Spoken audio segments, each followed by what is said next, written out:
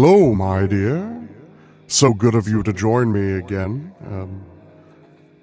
I don't get a lot of visitors, and of course I really never do the visiting myself, but I am so happy to have you here. Sometimes this space can feel a bit more like like a tomb than what it actually is. Although what it actually is, I'm not entirely sure about. Well, no matter. Get comfortable, please, please.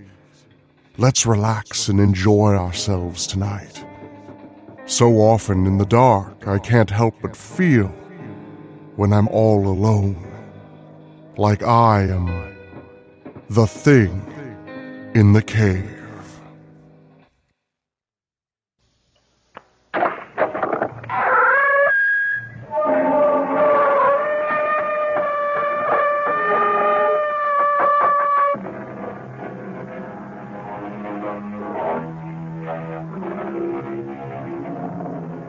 Come in. Welcome. I'm E.G. Marshall. Welcome to the world of unbridled imagination. You know, man is a curious creature. Most of us settle for routine and habit. 8 hours on the job, another 7 or 8 in bed, and the other 8 on some hobby that is neither too physically demanding nor asks for too many mental gymnastics. Few of us stretch ourselves beyond a reasonable limit. We coast through life. Our mettle never really tried.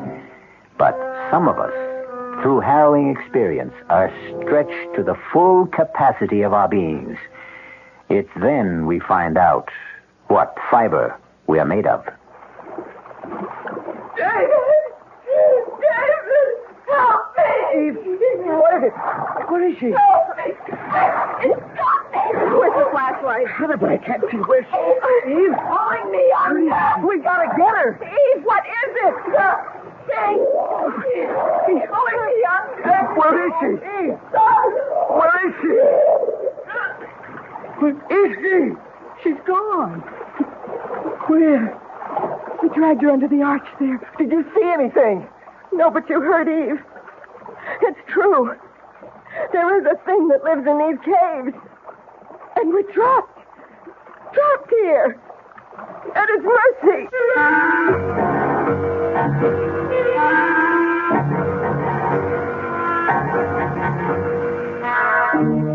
Our mystery drama, The Thing in the Cave, was written especially for the Mystery Theater by Ian Martin and stars Terry Keane and Marion Seldes.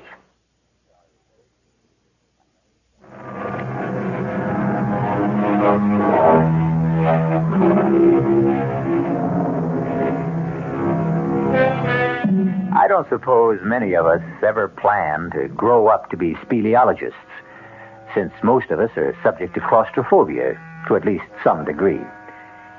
For the very few of you who don't recognize the Latin terms, let me add that a speleologist, of course, is someone who studies and explores caves. And claustrophobia is that suffocating, pervasive dread of being shut in. This tale concerns itself with 4 young spelunkers. Those are cave explorers who do it only for fun, and their gruesome experience of being cave-bound, literally buried alive.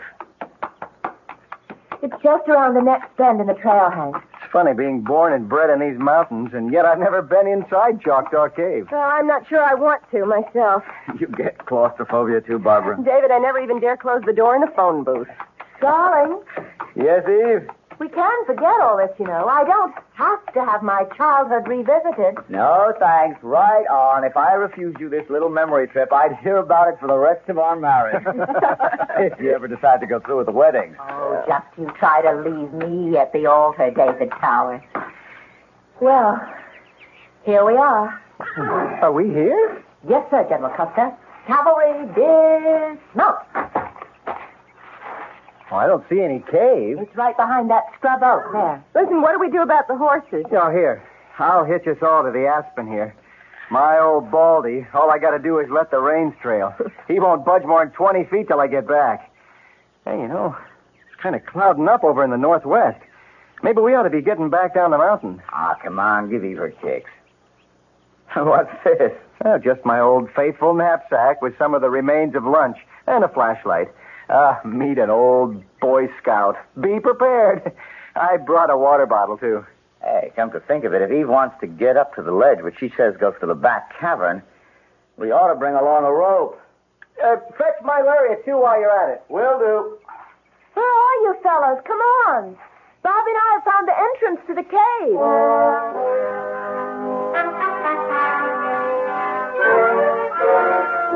I'm sorry. It all seemed a lot bigger when I was a kid. Barbara and I can make it all right. Crawling, but it comes in the giant size. Hank, can you make it? It's just about as tight as a cork in a bottle.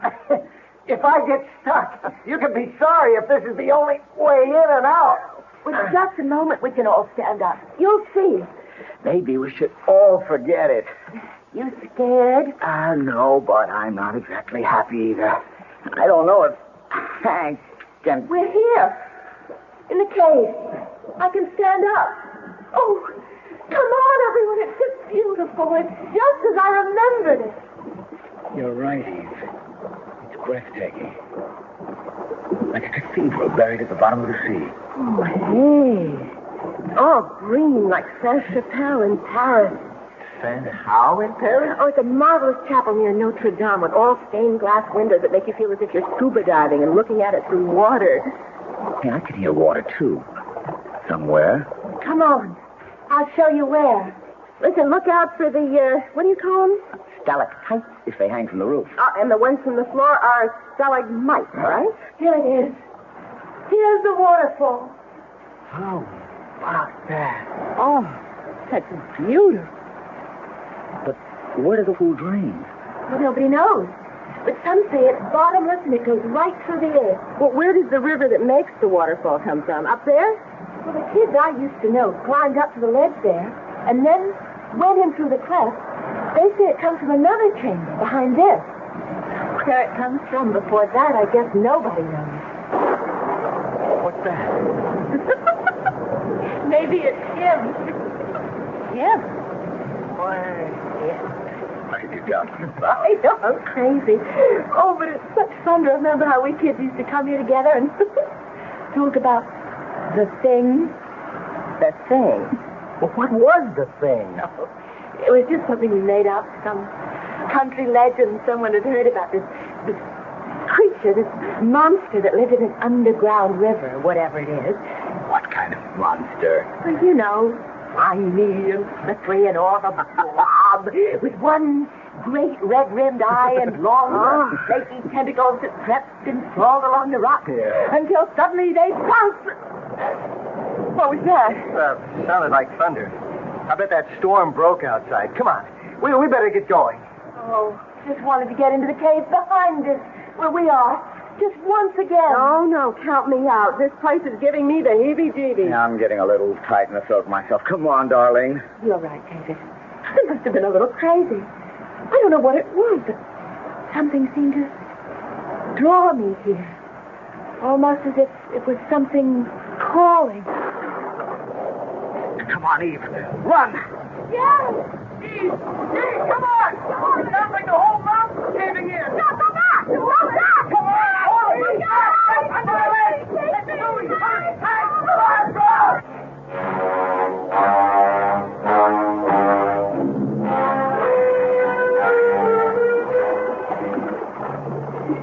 Barbara, I'm so sorry. Hang in there, Eve. Now, we mustn't lose our heads. So dark. So pitch dark. What happened to Hank and David? They've gone to see about clearing the entrance. We only had some light. The boys had the only flashlight. Wait a minute. What is it? Is it the... No, cool it, Eve. Just Hank and Dave coming back with the light. Oh, any luck? You both all right? We'll make it. How's Eve? Oh, I'm okay, David. Can we go now? Well, it isn't going to be that easy. Well, can't we help to clear? Eve, Barbara, I don't know. The landslide we heard, it may have covered over the cave entrance outside. You mean that even if people came looking for us, they might not be able to find the entrance to the cave? But that's why we have to start clearing out from inside here. Eve, Well, what is it? I mean, at least we know where the way out is. We can crawl back through the tunnel, Eve, and then we'll... we don't know where the way out is anymore. What do you mean? the whole area where we passed along the stalactites and the stalagmites is collapsed. Even if we could guess where the tunnel going out began, the rocks blocking it are so large, it would take a bulldozer to move them. Oh, good Lord. Then we're trapped. We're sealed in like a tomb. And it's all my fault. Oh, Eve, doll, come on, darling, baby. Hey, just let me handle her. Eve, stop it. Stop it. Take it easy, Barbara. Now, Eve, come on. You've got to get hold of yourself. Oh, I'll be all right. Sure you will. Hank, have you any ideas what we can do? Well, I guess the first thing to do is not to panic. Now, we've got water. I've got some chocolate bars and a couple of sandwiches left over from lunch in my saddlebag. We've got light, as long as the batteries last. Which reminds me. Do we have to be in the dark? Well, there's no sense in using up the batteries when we don't need it. David. Right here, Eve. Hank, what are our chances of being found? Oh, it's hard to answer, Barbara. Of course, they'll miss us back at the ranch by tonight. Oh, didn't say where we were going. But when they find the horses hitched right outside... It's always supposing they weren't buried in the landslide. Is there any other way out of the cave you know of, Eve? No, not really. Like I told you, some kids got up on the ledge at the top of the waterfall, and they went into some kind of a chamber behind there. But they claimed that... That what? Eve, please, we've all got to keep our heads. Well, it's just that the thing came rising out of the water, hissing and snarling, so they just took up and ran. Well, I don't guess four of us grown-ups, as long as we stick together, are going to dream up any boogeyman out of the shadows. I've got to turn the light on for a minute. 20 after 4. They won't miss us till dinner time. By the time they started any kind of search, it'll be dark. Yeah, and with the thunderstorm and the Dakota River running high as it does at the ford, they may figured we hold up at Halfway House. That's this side of the river? Yes, and there's no phone, right, Hank? That's right. Look, it's only about 20 feet up to that ledge. It'd be easy to climb. Dave and me could go in through that cleft and have a look around. Maybe there's a way out that way. You girls wait here. Oh, no way. I'm not sitting around in the dark. We'll all go, Hank. Well, okay. You climb first then. David, right behind you. Then Barb, and I'll come up last. Let's go.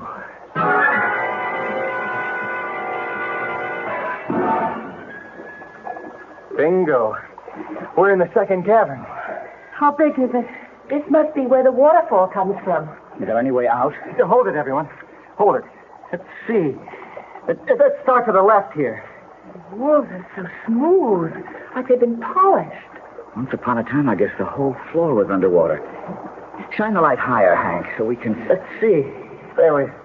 Any clefts or passageways at ground level first. But it's so small. You're over halfway around and nothing. Maybe where the water comes in? We'll be there in a minute. Nope. Try along the right-hand wall. The water runs along against it. And back through a hole in the floor, down to where we came from.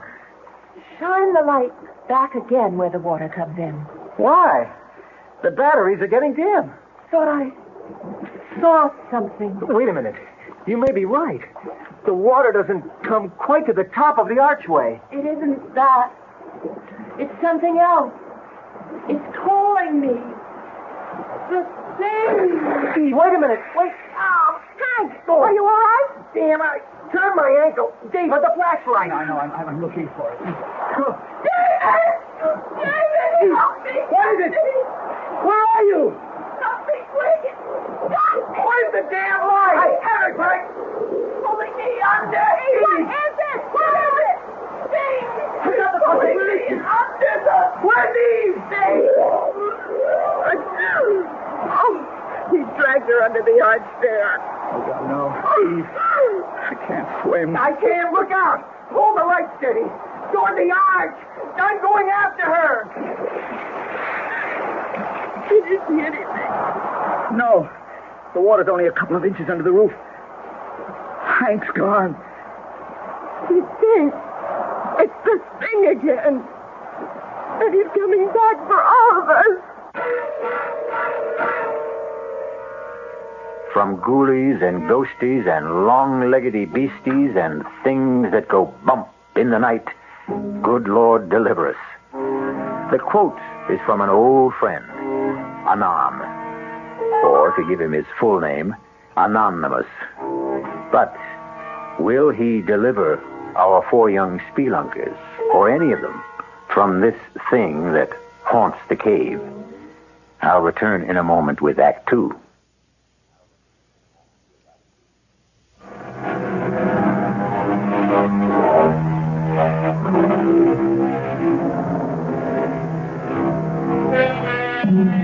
There's a creepy, crawly feeling about the very thought of being shut in anywhere, without doors or windows. Confinement of any kind is as foreign to the human animal as it is to his fellow beasts. And as for caves, I know I wouldn't be found dead in one. Oh, I hope that figure of speech isn't a prophetic one for one of our 4 young friends who are cave-bound. What was that? Column of water. I don't know. But didn't you see something inside it with great arms reaching out like a tree? It was just a geyser, a water spout, some freak of nature. Eve said there was a thing. Oh, what does it matter? She's gone. She's dead, drowned. And it's my fault. And Hank hasn't come back either. David, you can't help it if you can't swim. Hasn't helped Hank, but he could. He's disappeared. She was my girl. If anyone had to die with her, it should have been me.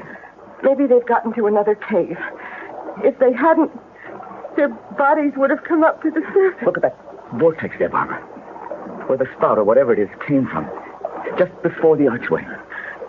Spins like a whirlpool. It could have sucked them both down to the bowels of the earth. Oh, David, what are we going to do? I don't care anymore. Well, I do. Give me that flashlight. Oh, it's getting dimmer. Maybe there's a hole or passage higher up that might... What's that? Back. The lights to them. Put it out. No, I can't. I don't want to be in the dark with them. We'll have them all over us. One brushed against me. Please, please, help me.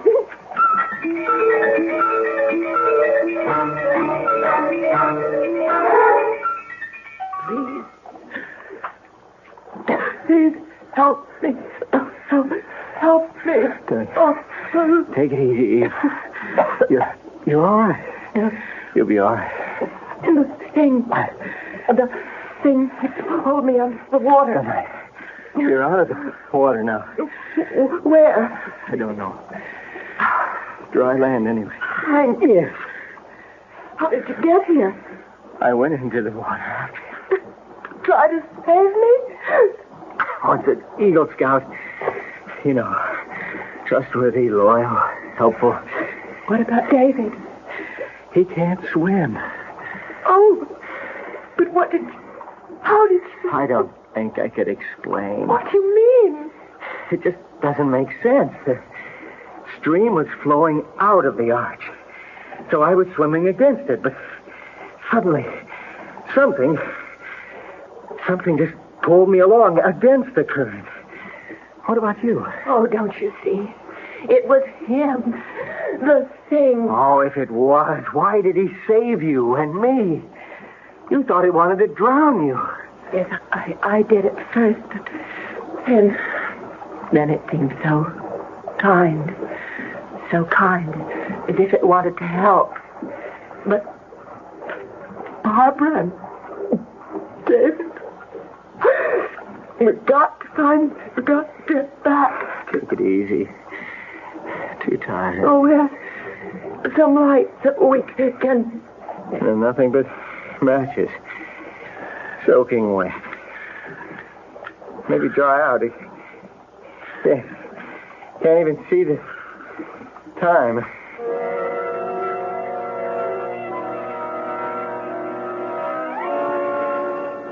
David, Yes, Barbara? would the light disturb the bats again? They make my flesh crawl, but anything's better than the dark. Well, it must be night outside by now. I have a hunch they've taken off for the outside cavern. Why are they in for a surprise when they find there's no exit anymore? Maybe they know of one out of here. Let's try. So far, so good. Getting so dim. Isn't all that high.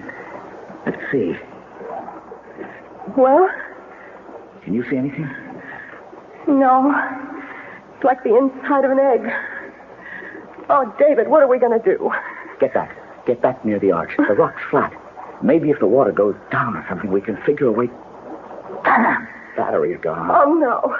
No, there's got to be light. David, I can't take it. Barbara. I'm joking. Barbara. I'm joking. Hold it, Bishop. Wait a minute. Oh, thank God. Some light. It's only a lighter. It won't last long. Now, we've got to say to sit down. Just don't turn it off. I have to. Just keep thinking it's there if it's needed. It's there if it's needed. Oh, David, hold me. Please. Okay.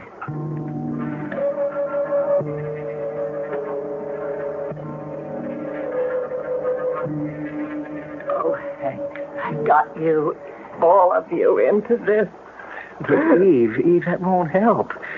What we need to do is move around and try to get warm. At least we're dry. Try those matches again. Oh, no good. If only we could see to... What is it? Look up, Eve. Way up there. What do you see? It's a shaft of light. Sunlight. That's coming from outside. It means there's a way out. But it's so high up. It's so little. With any luck, as the sun rises, it'll give us more light. Then we can explore.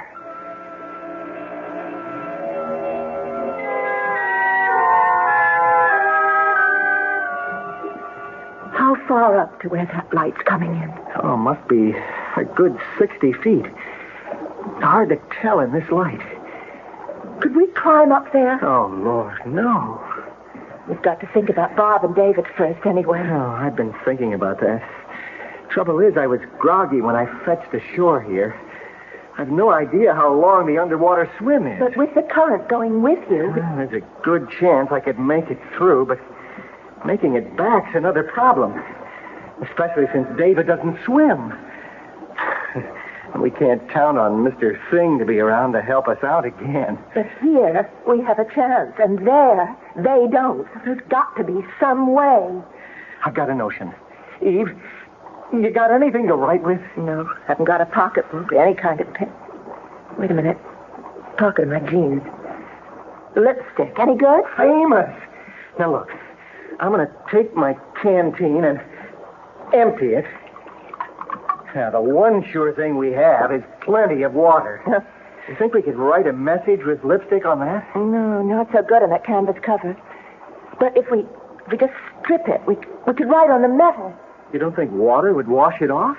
I don't suppose you've done much dishwashing. Well, even a bachelor does his share. Well, then you know how tough it is to get lipstick off a glass. I sure do. But how do we get this message? Look, with the stopper in this canteen, it won't sink. Now, I'm going to tie it to the end of the rope and let it float on down far as I can. Supposing the rope isn't long enough. Oh, there's 30 to 35 feet of rope here. It better be long enough. Now, let's put our heads together and figure how much of a message we can get on this canteen.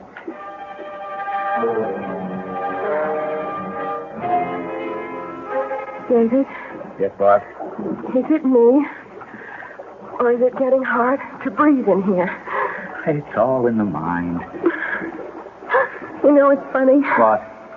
I used to be kind of jealous of all the big brains. Me, I was just, fun and games and the action girl. And no ties, strictly let it all hang out loose. I wish I had the chance to find just one fella. Oh, David. What, Barbie? You're not kidding me. The air's getting heavier and heavier.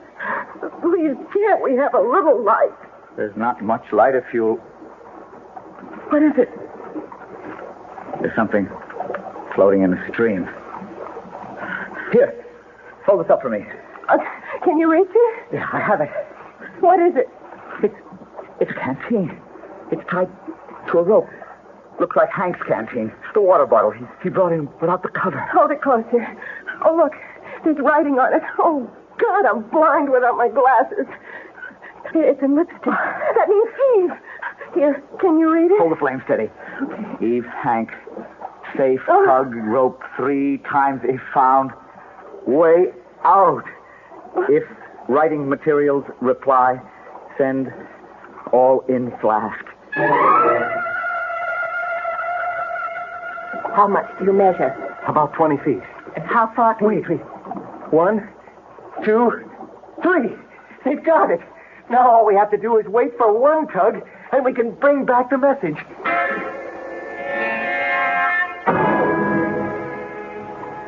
There's so much more we should have told them. The time. The light is almost out of fluid. Thank God my watch has an illuminated dial. If we miss their return instructions, well, we can't, that's all. Hold the lighter. I've got to be sure this bottle's tied to cap. Okay. Here goes. One tug in. Geronimo to the light.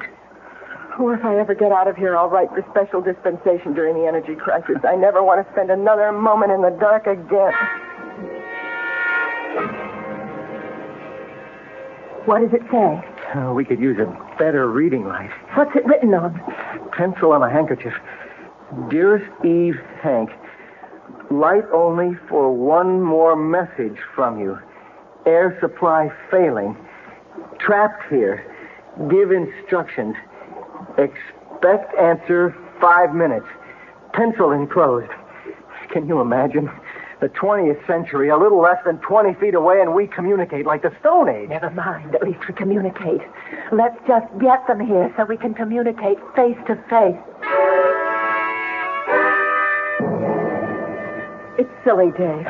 You know you can't swim. If anything goes wrong and you panic, I'll at least be here. And if I leave you here in the dark, alone?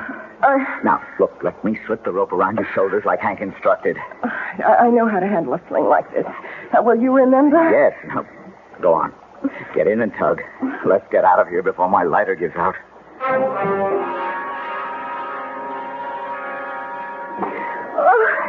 It's nothing. I could have swum it alone. I didn't hold my breath more than half a minute. Oh, Bobby, it's so good to see you again. Let's get that sling off and float it back on the bottom to David. Yes, hurry. You think you'll be able to manage? Oh, sure. A cinch. Oh, here you are, Hank. Oh, I just hope your boyfriend isn't jealous. You mean the thing? No, I'm sorry. I shouldn't have said that. 17, 18, 19, 20, 21. It should be right on the mark now. What's the matter? Haven't he tugged yet? Give him a chance. I hope the lighter hasn't run out of fuel. But if he can't see, then how can he get... Watch it. There's the tug. Come on. Let's all pull fast. Should it come as easy as that? Something's wrong. He's lost the rope. Oh, He's lost the rope, no. all right. But it's something worse than that. Get back, everybody. Get back.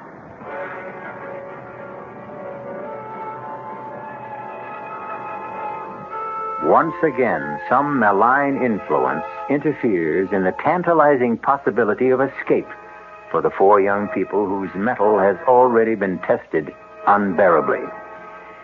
And for the lovers, the tables are bitterly turned. It seems that it is Eve's turn to mourn David. We'll return shortly with Act 3.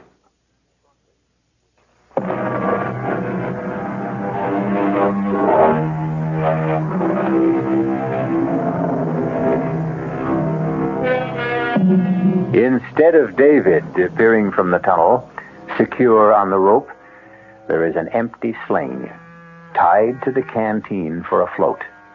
And behind it, a boiling spout of frothing water spewing from the narrow opening of the channel like a huge fire hose, reversing the normal current till the opposing forces drive a seething lake over the floor of the cavern. Hank, What happened? I don't know. It's that thing David and I thought after you went in to save Eve. David said it was some sort of a water spout, a geyser, or... Look! What? Floating in. David, help me. Help me. Right with you. Easy. Eve, let me get him. Don't let him go. It's all right. The water's washing him ashore. Is He swallowed a lot of water. Let an RN and a lifeguard handle this one. Get him on his back, Hank. Yeah. That's right. Now help me pull his jaw forward. What's that for? Free his tongue so he doesn't strangle. Okay, now let's get the water out of his stomach. And then we'll start mouth to mouth. But what happened, David? Lighter gave out, so I set the light there in the dark, feeling with my hand for the bottle to come through. Suddenly, I felt it, but it slipped out of my hands, and I fell in the water, grabbing at the rope. That must have been the tug I felt. I don't know. I lost the rope, and I was floundering when suddenly the water began to literally boil all around me. The water spout. Yeah. It lifted me half out of the water and flung me against the arch. I guess it knocked me out. You've got quite a bruise on your forehead. It's what happened to us, Eve. What do you mean? There's some fault right below there. And every often, enough cold water hits the molten lava way down, and, well, you're the professor, Dave. What happened? I don't know. I suppose it forms a steam explosion that blows a whole column of water back up into the small cavern in part of the tunnel. It creates, sort of a whirlpool that's momentarily strong enough to hit the normal current like a riptide and drive it back. Best I can do. I can do better than that. It's the thing that wants to help us. It's saved 3 of our lives already. I owe at least part of my thanks to Barbara. And me to Hank. And if it hadn't been for David, I'd have ended up a raving maniac in the dark. I guess we all have turned up a little short, one way or another. Except Hank. I'll say one thing. There's only one best man in the group. Only at your wedding, mister. Because, well, Hank is about to exhibit his private white feather. What do you mean, Hank? Well, if we're going forward, there are only 2 ways to go. Eve and I have looked at the other end of the river here where it comes in, and there's no way out there. How about the cleft up there where the light comes from? Well, looks to be the best bet, only, Davy, old man, that's 60 or 70 feet up there. And I want to tell you, heights turn my belly to water. Even that first 20-foot climb we made, I'd like to die. I didn't dare look down after we got there, so what do we do now? We climb. Just let me look it over. No, shouldn't be too tough. Are you sure you're up to this, darling? Eva, I may be an egghead, no muscle boy, and I can't swim. But one thing I do know how to do is climb mountains. This one's my baby.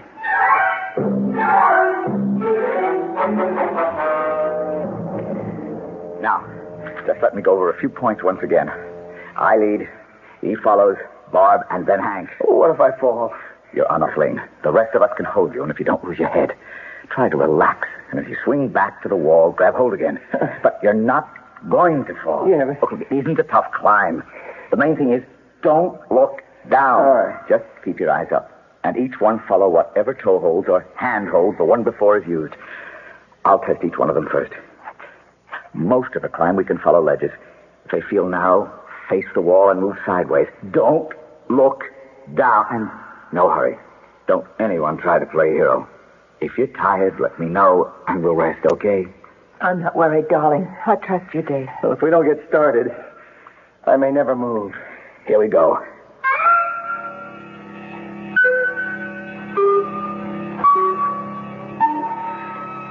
We're halfway up now. Anyone want to take a rest? No, I'm all right. Let's just keep going. I'm afraid to stop. Next part's going to be a little tougher. Hang in and keep your eyes up. Dave! Dave! Hold on, anyone. What is it, Hank? Dave, I can't! I can't! My knees... It's so far down! Hank, damn it! Look up here at me! Now that's better. Now you listen. We only have about 15 more feet to go. There's a nice wide ledge we can settle on while I explore the cleft we're heading for. If you lose your head, you can take all of us with you. Just cut me loose, Lemmie! Don't be a fool, Hank! We're a few feet from getting back in the world. Come on, don't let us all down. All right, I'll try!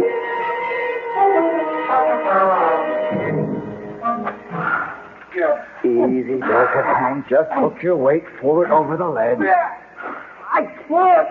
I'm stuck. Now, when I pull, get your knee up. There. All right. Now, slide yourself back against the rock. There, that's it. Oh. I ever get out of this, I'm moving to Kansas, where it's as flat as a pancake. What are you doing? I'm tying the rope. I need it. It was all for nothing, wasn't it, darling? What do you mean? That place where the light's coming from is behind that big rock in the ceiling. We can't climb up there. It would take a fly. I can get there, darling. How? I just need some knots in this one lariat. Then you see that spur that sticks out? I toss the noose of the lariat over that, and then I can shinny up the rope and over on top of the rock. But you'd swing like a pendulum. If I took off from here without any break. But I'll tie the other rope to this one for a trip line. And the rest of you can let me swing over slowly and steady me as I climb. But how do we get across there to join you? See that other spur higher up between us and the rock I'm going for? Yes? After I get across, I'll sling a line over that and secure it my end. You can all swing across. Oh. Like we used to do when we were kids and played Tarzan. It's only about 10 feet. I don't think I could do it. You've got to, darling. It's the only chance we have left.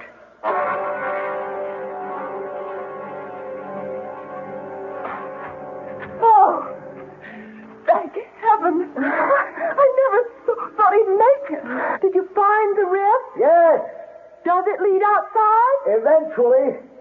It's a sort of long chimney. And could we climb it? Yes, if we were gremlins. It's wide enough all right one way, but the other, it's not over 6 or 7 inches. None of us could get through. Oh, no. Well, that blows it. But what can we do, David? There's nothing to do except lying down again. Not me. I haven't the guts. I don't think I have the strength. You have a mutiny on your hands, Captain. I couldn't make that climb down again either. Okay. We'll do what I told you before. Swing all of you over here. There's plenty of room for all of us.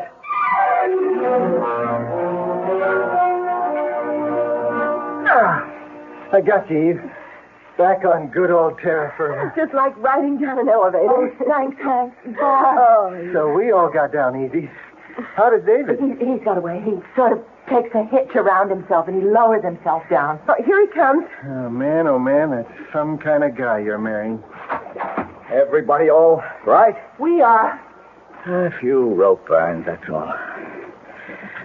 Sorry I put you through all that for nothing. I wasn't much help, but it was worth a last chance. You have to harp on it. I'm not giving up yet. What else is there to try, darling? Faith. Trust in God. I don't think he'd have put us through all this much and not planned to save us. He certainly tried to see what we were made of. Yes, and look at us. We all came through, and none of us is whimpering anymore or thinking of himself. I still think there's something there. Oh, maybe not a childhood picture of a thing. Oh, good Lord. What is coming out of that other tunnel? It's hard to see in this murky light. But it's the thing. I knew all along he didn't mean us harm. It's the thing.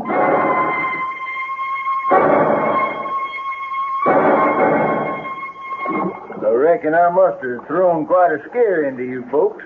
Jim Trimble here, Deep Sea Diving and Ocean Bed Recovery Incorporated, ex-frogman in the Navy. You got a mess of folks mighty worried about you on the outside.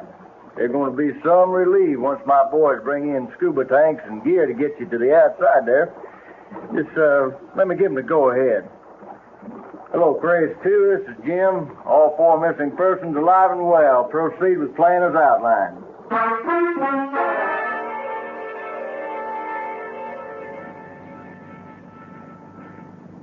But how did you find us?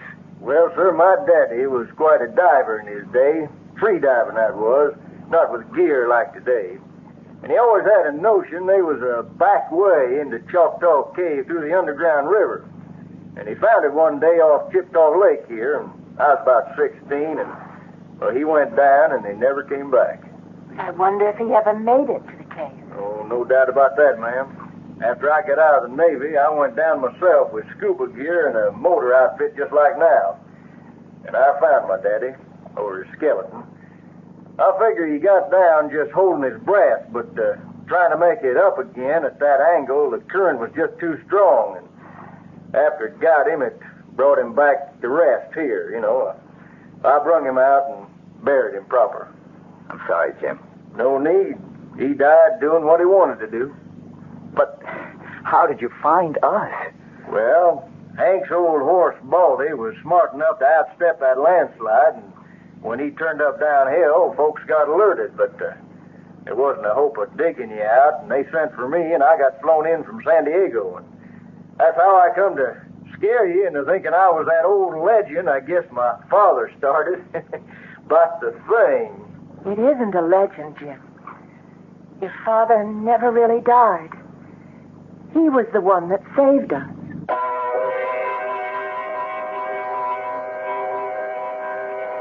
Deep in the Choctaw Caves, the fountains of hot water still spout. The vortexes swirl. The long double lariat still hangs swinging from that high spur. But no living creature will ever enter them again. For even the bats are gone, smothered in the first 2 caverns where air forever was shut off. Perhaps all that is left is one thing, with a small t now, for it has become the pleasant ghost of a simple, kindly man.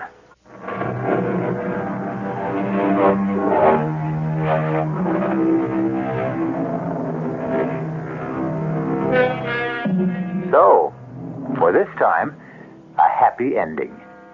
And let's write the epitaph to this tale of suspense in Milton's words. Hence, loathed melancholy, of Cerberus and blackest midnight born, in Stygian cave forlorn. For myself, I equate cave with the Latin word spelled the same way, C-A-V-E, but pronounced cave. It means beware. Our cast included Marion Seldes, Terry Keane, Michael Wager, Bob Caliban. The entire production was under the direction of Hyman Brown. Well, my dear, I feel like we've started the evening quite well.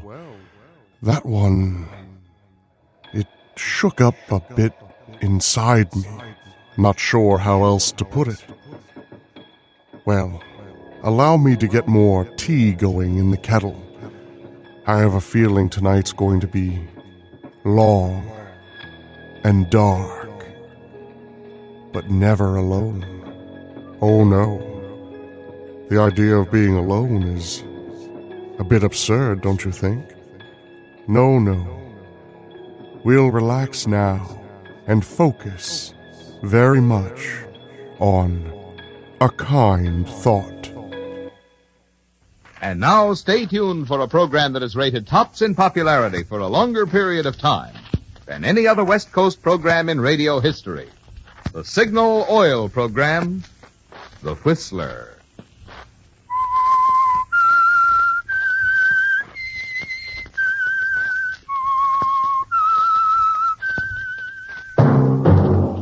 Signal, the famous Go Farther gasoline, invites you to sit back and enjoy another strange story by The Whistler.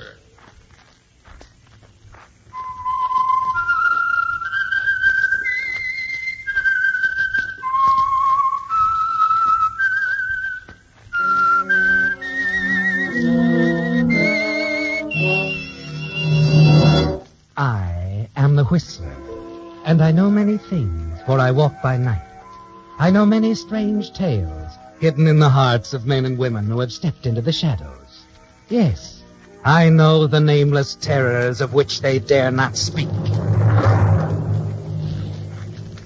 And now for the Signal Oil Company, the Whistler's strange story. Kind Thought.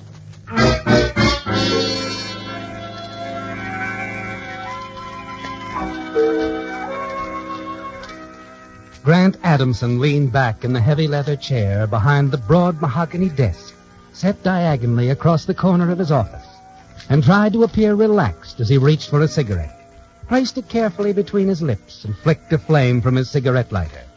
Inside he was trembling, his stomach full of sick fear, and he knew the man sitting across the desk from him could see it. This was no time to let down the bars, though. He looked past Dave Matthews' shoulder, out the window, gazed fondly at the stacks and chimneys that now covered more than an acre of ground.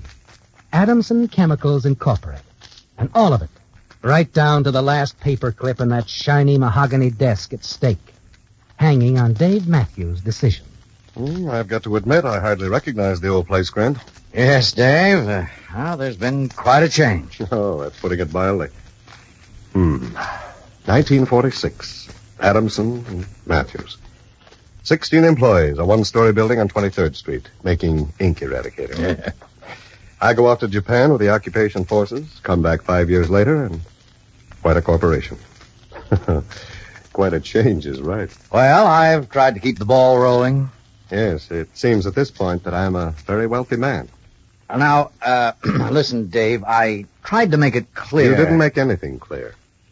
Well, I'm referring to the settlement I offered you. I've given it a lot of thought, Dave, and I think it's only fair that I let you buy me out. No, you can't buy me out, Grant.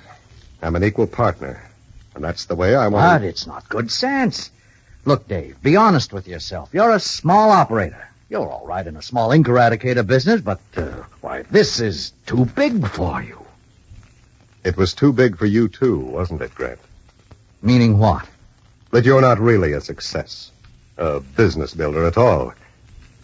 Oh, true. You've apparently come a long way in 5 years. But you did it because you were able to get to a few opportunists, as unscrupulous as you are. I'm afraid I don't understand you. You know, you're lucky you've got a partner, Grant. After all, someone's going to have to put this business on an honest basis while you're gone. Well, I'm not going anywhere. You're going to prison, Grant. Now, wait a minute. No, you wait a minute. I didn't just come back, you know. I've been around for 5 months now, putting the pieces together. They make a very interesting picture, Grant. Graft, bribery, phony government contracts, out-and-out theft. No business built on dishonesty can ever last, Grant. Now, listen, Matthews. I'm not through. While you're away, I'm going to try and rectify every dishonest deal you've pulled. Oh, don't look so horrified. You're a grafter. More than that, a plain crook. I've got your signature on a dozen pieces of paper to prove that. Now. Look, Dave. You wouldn't do anything. Oh, do me a favor, will you please? For the sake of our old partnership. Don't be a whining hypocrite. What do you mean, Dave? What proof? Oh, the usual stuff. Letters, signed memorandums, a couple of affidavits, a set of canceled checks on that highly profitable phosgene contract. I see. Well, Dave, you'll give me time to think this over. Nothing to think over at all, Grant. But the partnership... Just forget it. I'm not for sale. I've got the proof of your crooked operations in my little brown briefcase. The items I just mentioned will be in the hands of the investigation board in Washington Wednesday morning. I'm leaving tomorrow afternoon on the 5 o'clock plane.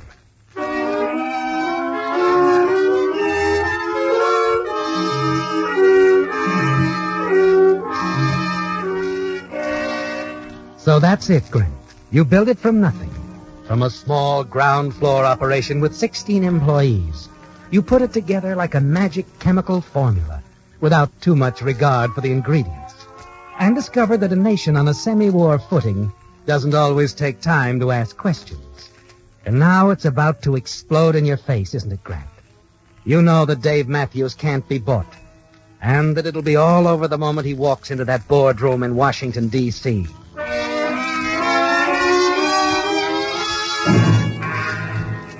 You wish you knew some way to stop him, don't you, Grant?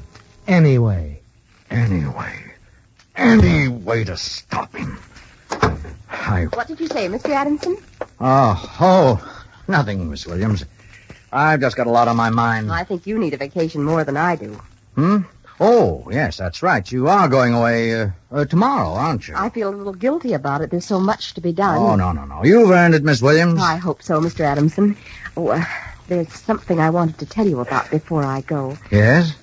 It sounds a little petty, I know, but, there was a little misunderstanding about who was to take my place while I was gone. Well, I left that entirely up to you, Miss Williams. I know, but you see, I suggested Miss Dickens. Oh, she's quite capable. Good typist and stenographer. But I forgot all about Miss Preston, Florence Preston. She's been with us so much longer, and she was a little put out when I didn't suggest her. Well, it doesn't matter to me either way, Miss Williams. I'm sure she'll get over it. She's really very nice. I thought perhaps you'd say something to her. I mean, about how important she is in the job she's doing. She'd feel a lot better. All right, I'll take care of it. Now, if you don't mind... I'm sorry to have bothered you, Mr. Adamson, but I'll enjoy the trip much more knowing that you'll sort of smooth things over. Yes. Just a minute, Miss Williams.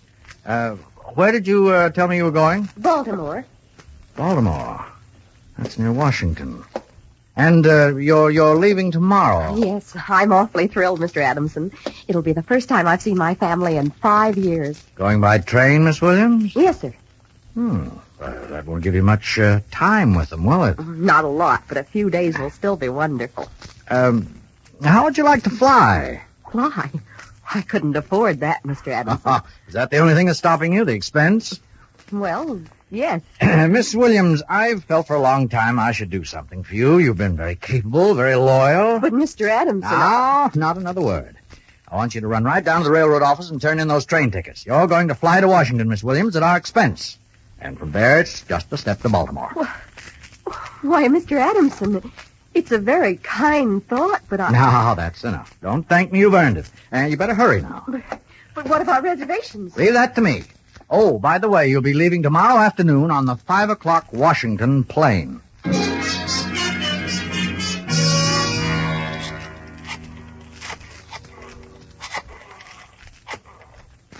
Hello? Reservation clerk, please. Hello, this is Grant Adamson speaking, Adamson Chemical Company. I want to reserve a seat on the 5 o'clock flight to Washington tomorrow afternoon. That's right. Yes, it's for my secretary. Her name is Williams. Margaret L. Williams.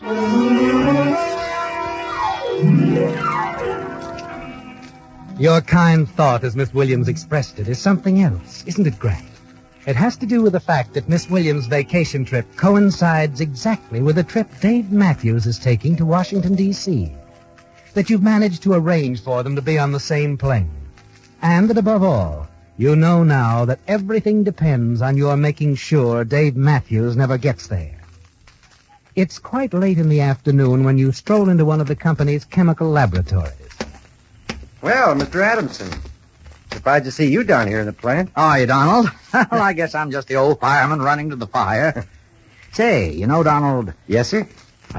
I'm sick of being a businessman. I get the itch once in a while to get my hands on a test tube. Smell a Bunsen burner. I don't wonder, sir. I think I'd get a little tired of sitting behind a desk, too. Yes. Hey, Donald, why don't you take the evening off for a change? Why, I'd enjoy it, sir. Yes, I'd like to put her around for a few hours. I got a couple of ideas I want to work out. There's no use in both of us being here. That's nice of you, Mr. Adamson. You're sure the that... cabinet's all unlocked? Yes, sir. And the equipment's all out. You sure you don't mind being here alone? No, I don't mind. Well, go to it then. Help yourself. It's your laboratory after all. Thank you, Donald. I will.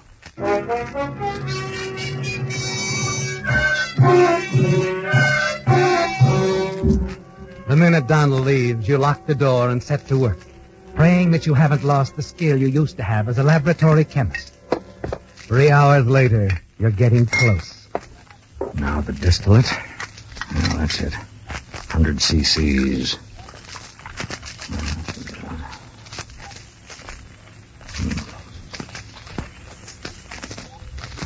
Good. Now the gelatin. Let it cool a little. Now.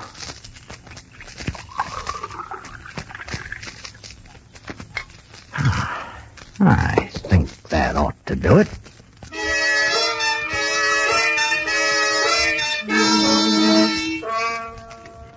You stop for a minute now, waiting for the gelatin to cool in a thick insulating layer above the yellowish liquid in the bottle. A bottle that you picked from the shelf, about the size of a cologne bottle. Yes, Grant, you were never more sincere in your life when you told yourself that you'd do anything to prevent David Matthews from getting to Washington on that plane. Nothing else matters to you, so long as you stop him. Not even the lives of Matthews, Miss Williams, the other passengers on the plane. Nothing, so long as you stop it. The gelatin's cool now, Grant. Just the acid on top of it. And your personally constructed time bomb will be ready.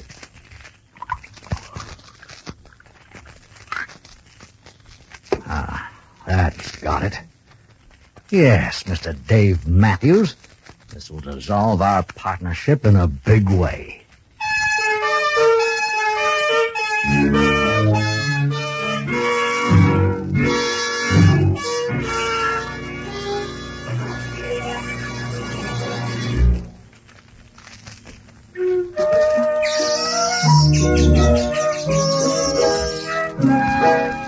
In spring, when milady's spirits need perking up, you know how quickly a new spring bonnet can do the trick. Well, just that quickly, there's a way you can perk up your car's spirits this spring. How? Why, simply by changing its diet to Signal Ethyl, the premium grade of Signal's famous Go Farther gasoline. Yes, with the very first tankful of Signal Ethyl, even tired, grumpy motors sound as sweet as the robin's first song. When you step on the accelerator, you feel Signal Ethyl whisk you forward like a sudden spring zephyr. And when you see how effortlessly Signal Ethyl's smooth, ping-free power takes you over those steep hills in high, mark my word, you'll get the urge to head your car for the open highway and enjoy spring. Gosh, friend, when it's that easy to get more fun out of every mile you drive, why put it off? This week, for sure, drive into a Signal station. Fill up with a super fuel that's scientifically engineered to bring out the best in any car of any age. Signal Ethyl, that is.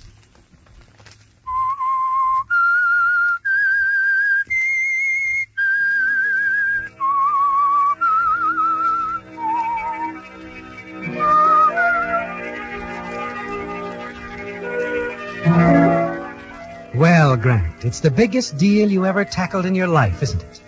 Your plan to kill Dave Matthews to prevent him from exposing your crooked deals in Washington. Deals that can send you to prison. As you lie in bed that night, thinking it through again, you tell yourself that it's a gamble. A bomb in an airplane is a fantastic idea. And unless everything goes off exactly on schedule, it might fail. But the moral aspect surrounding the wholesale murder of the other passengers on the plane with a time bomb doesn't stop you for a second. Because that's just the kind of a mind you have, isn't it, Grant? You've never been concerned with rightness or wrongness.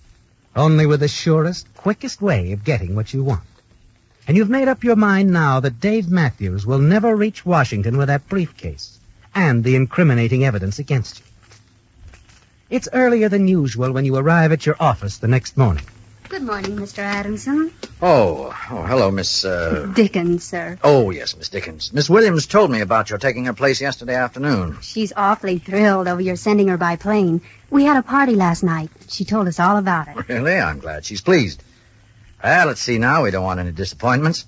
Did the airline people confirm the reservation? Yes, sir. They called a half hour ago.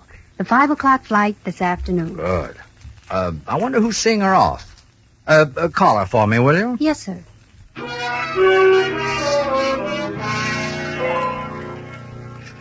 Hello, Miss Williams. This is Mr. Adamson. Well, I'm very happy. I called to tell you your reservation is made on the 5 o'clock plane. That's right. How are you getting down to the airport? The taxi? Oh, that's nonsense. No. I'll take you down myself. No trouble at all. Now that's enough, Miss Williams. I won't hear of it. I'll pick you up at 4 this afternoon. That's right. Goodbye, Miss Williams.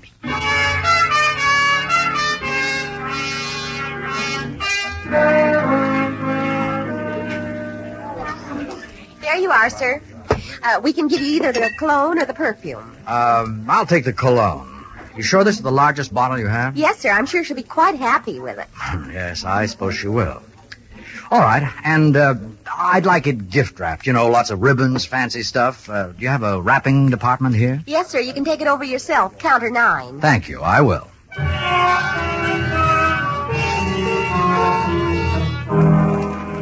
But before you get to counter 9, you step into a telephone booth. Take off the tissue paper wrapping on the bottle of cologne. Wrap it around the other bottle you've been carrying in your overcoat pocket. The wrapping clerk doesn't give it a second glance. And 5 minutes later, it's done up in fancy ribbons and colored paper. A going-away present for Peggy Williams. An extra, thoughtful little touch from a kind and generous employer. You glance at your watch. 3:45. In a half hour, you'll be on your way to the airport. I'm awfully sorry to be taking you from your work, Mr. Adamson. I know how busy you are. Forget it, Miss Williams. Oh, by the way, here's a little something I picked up this afternoon. It's quite an occasion, you know. Oh, Mr. Adamson. For me? Oh, it's just a little cologne. Cologne? A little... Oh, Mr. Adamson, this is too much. It isn't right. All right, Miss Williams. So it isn't right. I just think it is. Shall we let it go at that? Mr. Adamson, I don't deserve all this. Of course you do. Now, you just enjoy your trip, have fun, and don't you dare open that pretty package till your parents can see it. Oh, I won't. I wouldn't think of it. But you've been so perfect, Mr. Adamson, that I... What? Well, Miss... Peggy. Oh, really? I had no idea. Please don't be angry with me, Mr. Adamson. I shouldn't have kissed you, I know, but... Well, I'm awfully sentimental. Oh, that's quite all right, Peggy. In fact, I'm awfully sorry that you're going away for such a long time. It's such a beautiful package. What kind of cologne is it? Well, I don't know. I forget what it's called, but don't you open it till you get home. Oh, I won't. That's a promise.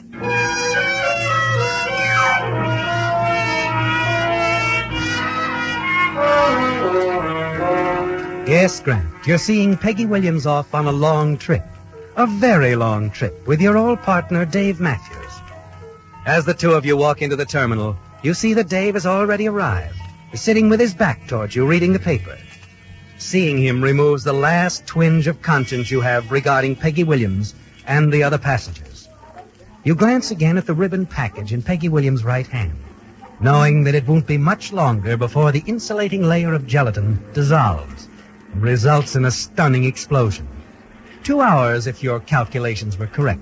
Somewhere between 6:15 and 6:30 as the plane passes into Arizona. You walk up to the ticket counter to check with the clerk. 5 o'clock eastbound? Yes. I'm sorry, sir. That flight's going to be a little late getting off. What'd you say? The 5 o'clock flight will be late. Well, how late? Well, we're trying to arrange a 6 o'clock takeoff. I'm not sure yet, It's though. all right, Mr. Adamson. You don't have to wait with Yes, me. but I do, Peggy. You see, I want to be sure that you get off all right. Clerk, you said 6 o'clock? I hope so, sir. Yes, so do I.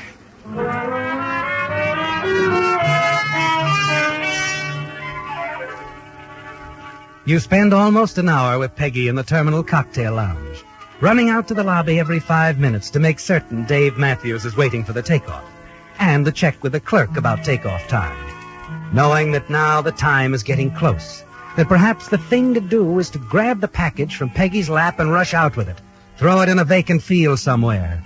But there's still a chance, Grant. You've still the better part of a half an hour, and you're still a gambler. Then at 5 minutes to 6, you check with the clerk and find the plane is taking off in a few minutes. On your way back to the lounge, you decide that despite what the clerk said, there might be further delay, a dangerous delay, that you've got to get the package back from Peggy. When you return to your table, Peggy isn't there. Now, where is she? Waiter, where did the lady go, the one I was sitting with? She'll be right back, sir. She went out to the check stand, wanted to check the packages that she was carrying. Said she didn't know how long she'd have to wait, and she was tired of carrying them. She checked her packages? What's the matter, sir? Something wrong? Flight 21, eastbound, now loading at gate 3. Wait a minute.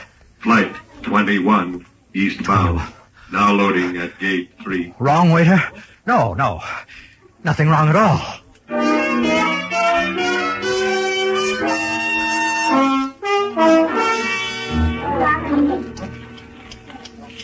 Adamson. Oh, there you are, Peggy. Guess what, Mr. Adamson? There's an old friend of yours making the trip. An old friend? Mr. Matthews. I didn't remember him, but he knew me. Oh, yes. I forgot to mention it to you. He was your partner when you first started out, wasn't he? Dave Matthews? Yes. Oh, did you tell him I was here? He said he's sorry he won't be able to see you. There isn't much time, and he went on board to get us seats together. Oh, I see. Well, that's nice of Dave to do that. But if they're leaving soon, hadn't you better get on the plane? Yes. I just wanted to thank you again, Mr. Adamson. No one's ever done so many nice things for me. Please, Peggy, you mustn't hold them up. Oh, wait a minute. Where's the bottle of cologne I gave you? You didn't forget it. You didn't leave it at the check stand. Oh, no, Mr. Adamson. Mr. Matthews took it aboard for me. Oh, well, that's fine. Last call, eastbound, flight 21. Oh, that's you. Loading at gate 3. Peggy, you're holding them up. You better get out there. I'll hurry. Goodbye, Mr. Adamson. I'll write to you. Yes, you do that, of course. Now, run along. Mr. Adamson, you won't be angry at me for anything. I know you enjoy doing nice things for people, and when a girl... What are you talking about, Peggy? Oh, you mean about kissing me? Of course, I won't be angry. Well, it isn't just that. Please, now, you're making me nervous. Will you get on that plane and let them take off? All right. And don't forget to tell Florence Preston I'm sorry I didn't suggest you to fill in for me while I'm away. Of course, Peggy, I will. Now... Yes, I'll go. Yes. Goodbye, Mr. Adamson. Goodbye. I'll think of you all the way. You're the kindest, sweetest man I've ever known.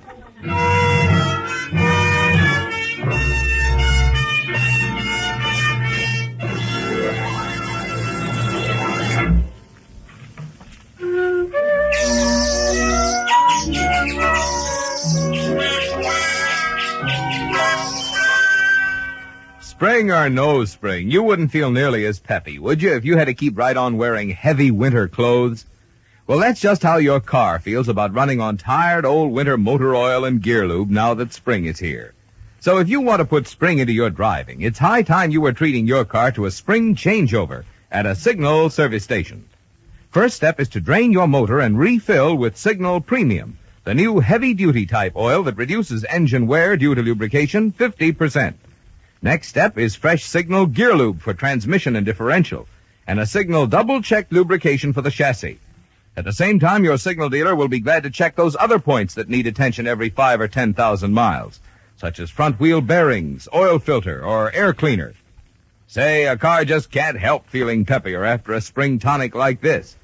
So for extra driving pleasure all summer, see your Signal dealer this week for a Signal spring changeover.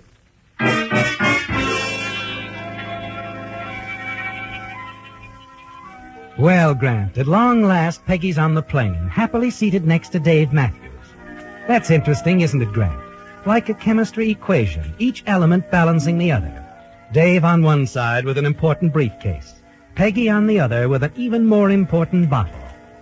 The tension is worse than ever now as you stand at the edge of the parking lot, watching the plane taxiing to the runway.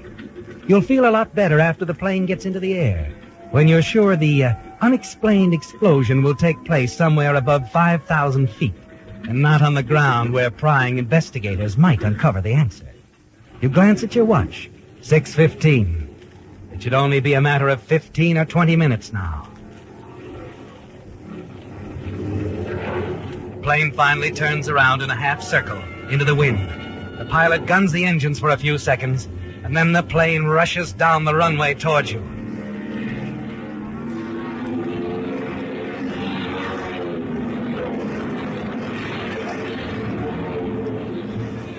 They're off, Grant, and you're certain you've won.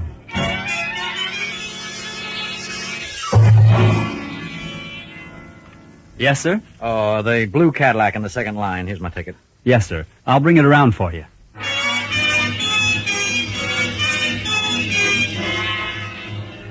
As you drive out of the parking lot, you find yourself wondering how far away you'll be when the explosion occurs. And then realize that by now, the plane carrying Dave Matthews and his evidence against you probably been blown to bits. It won't hurt to take the long way home. You have all the time in the world now. You turn off the busy highway and onto a quiet country road. Too bad about Peggy, wasn't it? You'll have to think of something nice to say about her when the news breaks. She was so thoughtful, So innocent as she sat there beside you this afternoon when you gave her the cologne bottle. You drive idly along the open road for about 10 minutes. And then glance over at the empty seat where something catches your eye. Oh, what's this? A note pinned to the seat. What's this? Dear Mr. Adamson, I didn't want to ask you about this because I thought it might hurt your feelings. I know you enjoy giving things and want people who receive them to enjoy them, too. Please don't be angry, but I'm still worried about having hurt Florence Preston's feelings. When you speak to her, would you give her the bottle of cologne? I fibbed a little when I said Mr. Matthews took it aboard the plane because I wanted Florence to have it. I put the bottle in the glove compartment of your car. Wait a minute. No! No!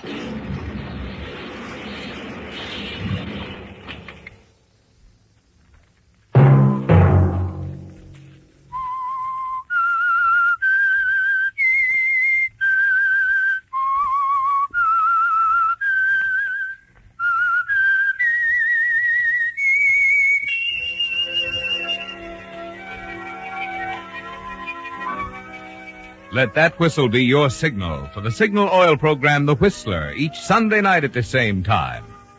Signal Oil Company has asked me to remind you, this week is Public Schools Week, and you are invited to visit your community schools.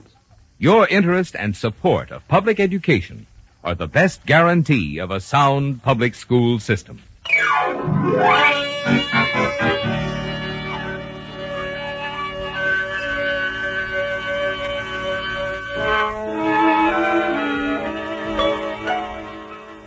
Featured in tonight's story were Bill Foreman, Joseph Kearns, Bill Boucher, Monty Margetts, Nancy Cleveland, and Herbert Litton. The Whistler was produced and directed by George W. Allen, with story by Joel Malone, music by Wilbur Hatch, and was transmitted to our troops overseas by the Armed Forces Radio Service.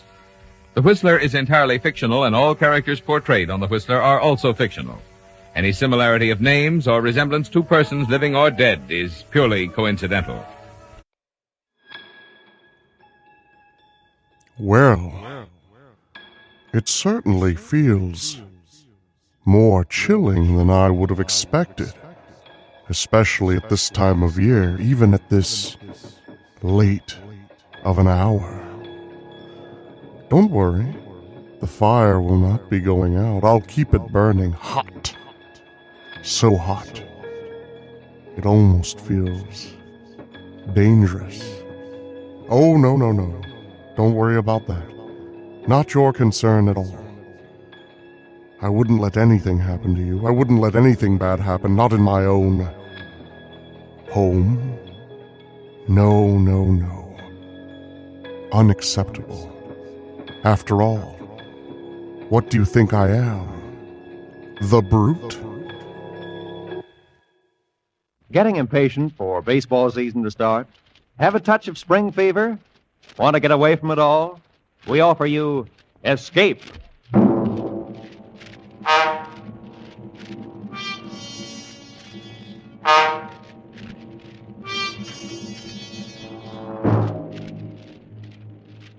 You are in mid-ocean, aboard a Jinx ship. Already 9 men have died. And you know that some malignant force is aimed at you, from which you cannot escape.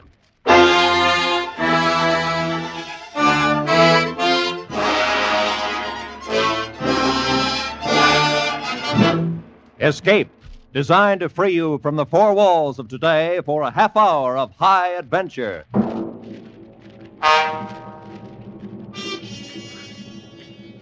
Tonight, we escape to the North Atlantic in the year 1900, and to a sailing ship whose very name struck dread in sailors' hearts, as Joseph Conrad told it in his famous story, The Brute.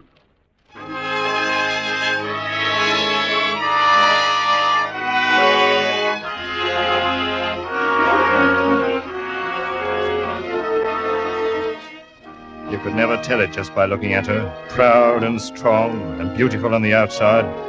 You couldn't see the black heart inside of her. And you'd never know she'd killed at least a dozen men and maybe more. But I knew her. Knew her for the murdering she-devil she was. I saw her the day she killed her first one. And I was there too. when she finally made her big mistake and killed the wrong person. But that was a long time later. Oh, she had a name all right, but after that first day, her first killing, nobody but the family ever used it again. Everyone else from that day on would look at her half afraid and half snarling, and they called her the Brute.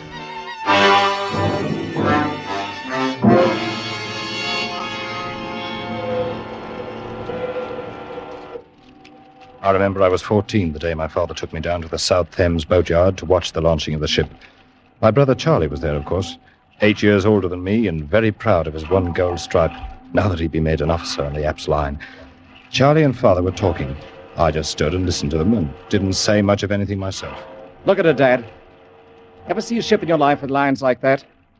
I bet she'll outsail any clipper in the China trade. Well, that remains to be seen, Charlie. How soon are they going to launch her? Any minute now.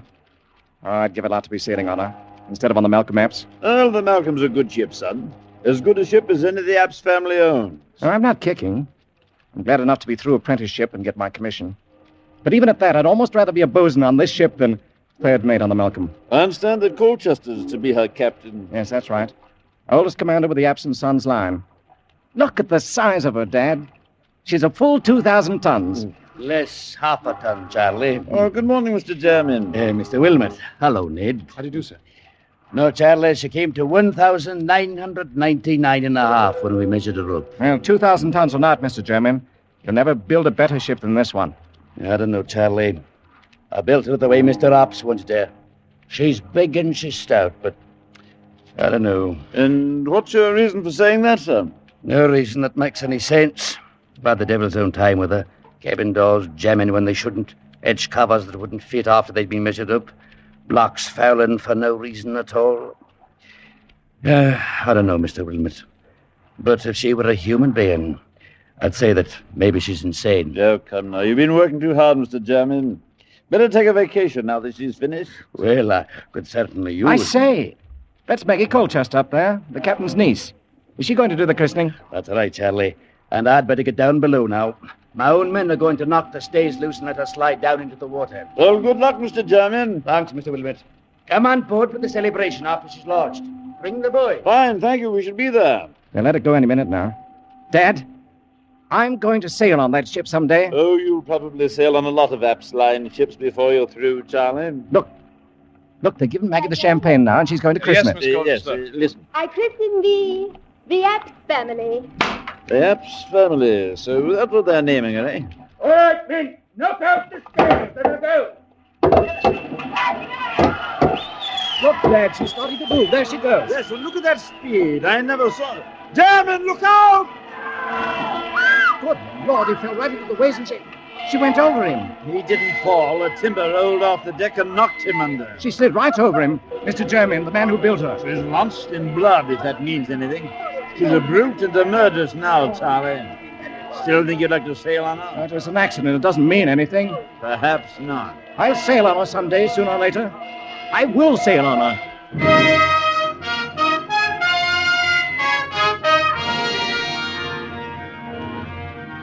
Well, the way things worked out, I was the one to sail on her first instead of Charlie. He'd gone on out to the Orient aboard the Malcolm. And 6 months later, when I started my apprenticeship, I found the company had assigned me to report to Captain Colchester on the Apps family, or the Brute, as everybody was calling it privately. There was some kind of mix-up in the sailing orders, and by the time I came on board, a tug already had a line on the big sailing ship and was starting to ease her stern first out into the channel. All right, now. Ease ahead there. Pick up the slack. Captain Colchester was at the taffrail shouting orders to the tug captain, and the mates were forward somewhere, handling the check line. You've got the slack now. Haul away. I stood at the waist, waiting for a chance to report in, and watching a young fellow about my own age, who was doing something or other up aloft on the mizzenmast above me. The tug had drawn the line out taut, but the ship hadn't started to move yet. You've got no way on her yet. Run your engine up to full speed. The tug was churning the water to froth, and the hawser was tight as a bowstring, but we still didn't move. Keep her up. Hold that on full throttle. Then suddenly the ship gave a lurch and started back like a bucking horse. The men forward had no chance to ease the check cable, and a second later it snapped. The ship plunged on deck and then sheered over to bring up with a smash against the pierhead that knocked me sprawling on the deck. And at that moment, the lad who'd been working aloft on the mast crashed down onto the deck not 10 feet away from me. And he lay there without moving. Give a hand up here on my waist, mate. Young Hawkins just fell out of the tops. Hey. That's too bad. Is he dead, Captain Colchester? He's dead, boy.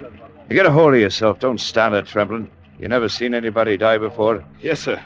On the day they launched this ship. Ah, Jermaine, eh? You're young Ned Wilmot, I suppose, the new apprentice. Yes, sir. And no doubt you may have heard the ship called by an unpleasant name once in a while. Yes, sir. The Brute. Well, you'll be kind enough to remember while you're aboard that her name is the Apps family, and she's had her share of accidents, the same as any other ship. Is that quite clear? Yes, sir. You get along forward with you and stow your gear away on the forecastle. You'll take over young Hawkins' duties for the time being. Yes, sir.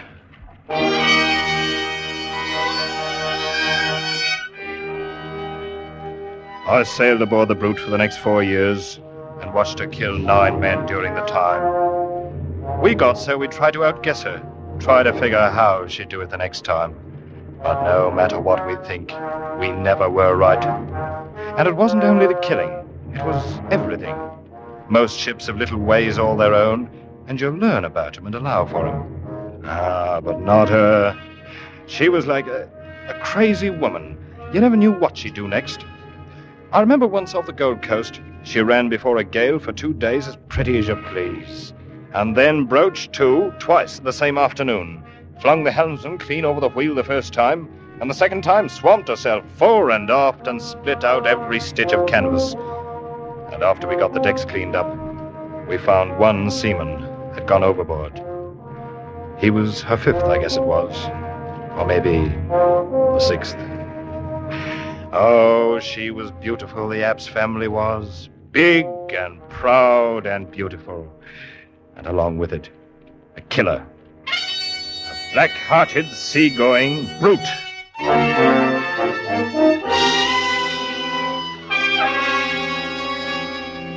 My brother Charlie was on the China run all that time. First on the Malcolm and later on the Lucy Apps. But we never happened to hit port on the same time. Finally, the time of my apprenticeship was up. We boomed into London at the end of the trip. I went before the board for my papers. I guess they figured anybody who could stay alive for 4 years on the Brute must be a seaman. Anyway, I passed, and Mr. Apps handed me my sailing orders along with the commission. I was assigned as 3rd mate to Captain Colchester on the Apps family. Well, congratulations, Ned. Glad you're going to stay with us. Thanks, Captain Colchester. You've been a hard-working apprentice, and I've no doubt but you'll be a good officer. In fact, we have a man on board who'll make sure of that. Why? What do you mean, Captain? Got a new first mate on this trip. Come in, Charlie. Charlie? Well, hello there, youngster. I say, you've been doing a bit of growing the last 5 years. Charlie, I didn't even know you were in port. Been in for a week down country, though. I hear you fooled the board. Careful, man. You're talking about your own 3rd mate. Yes, so they tell me. Well, you'll be jumping lively on this trip, my boy. Easy, easy. Don't forget, I know this ship and you don't. And I'll learn it quick enough. Been wanting the chance for a long time.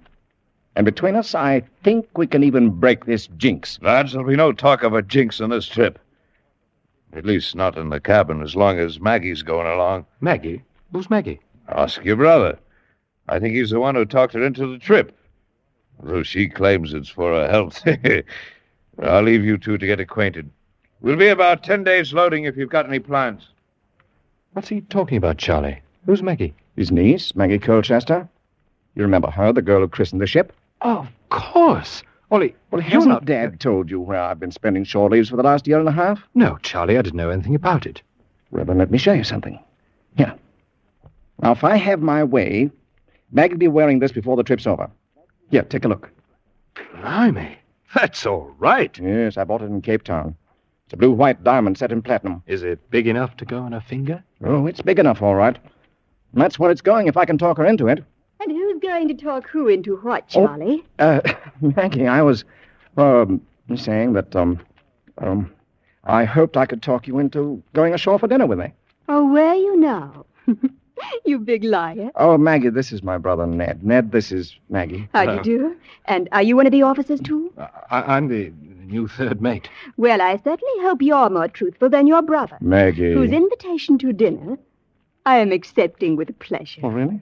See you both later. All right, you are. About an hour. Charlie, she's lovely. Well, she's more than that, Ned. She's everything as far as I'm concerned. Well, in that case, good luck. I hope you get her. Well, we'll see about that. Anyway, with Maggie aboard, we've got to make sure this Jinx ship stays on good behavior for once. It'll be the first time if she does. And it's the first time we've had both the Wilmots on board together. We'll tame her down, Ned. We'll make her calm and peaceful as an old workhorse. Just you wait and see if we don't.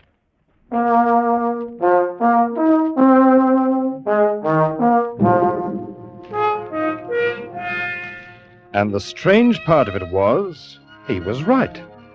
We stood out past Gravesend and made the passage to the China coast in 121 days of the finest weather you could ever hope to meet. And for the first time in her bloody life, the old ship settled down and sailed herself, as neat as you please. Charlie and I would talk about it sometimes when Maggie wasn't around, and he'd always laugh and say the brute knew when she'd met her match that she didn't dare try to buck the two of us. But I was more ready to give the credit to Maggie, to think maybe she'd charm the old murderess the way she'd charmed all the rest of us. From the second day out, Maggie was the secret darling of every man on board. She was all over the ship, here, there, and everywhere, with red tam and her bright blue eyes, never still a minute, and having the time of her life. If she'd come along for her health, she'd found it before we passed Gravesend.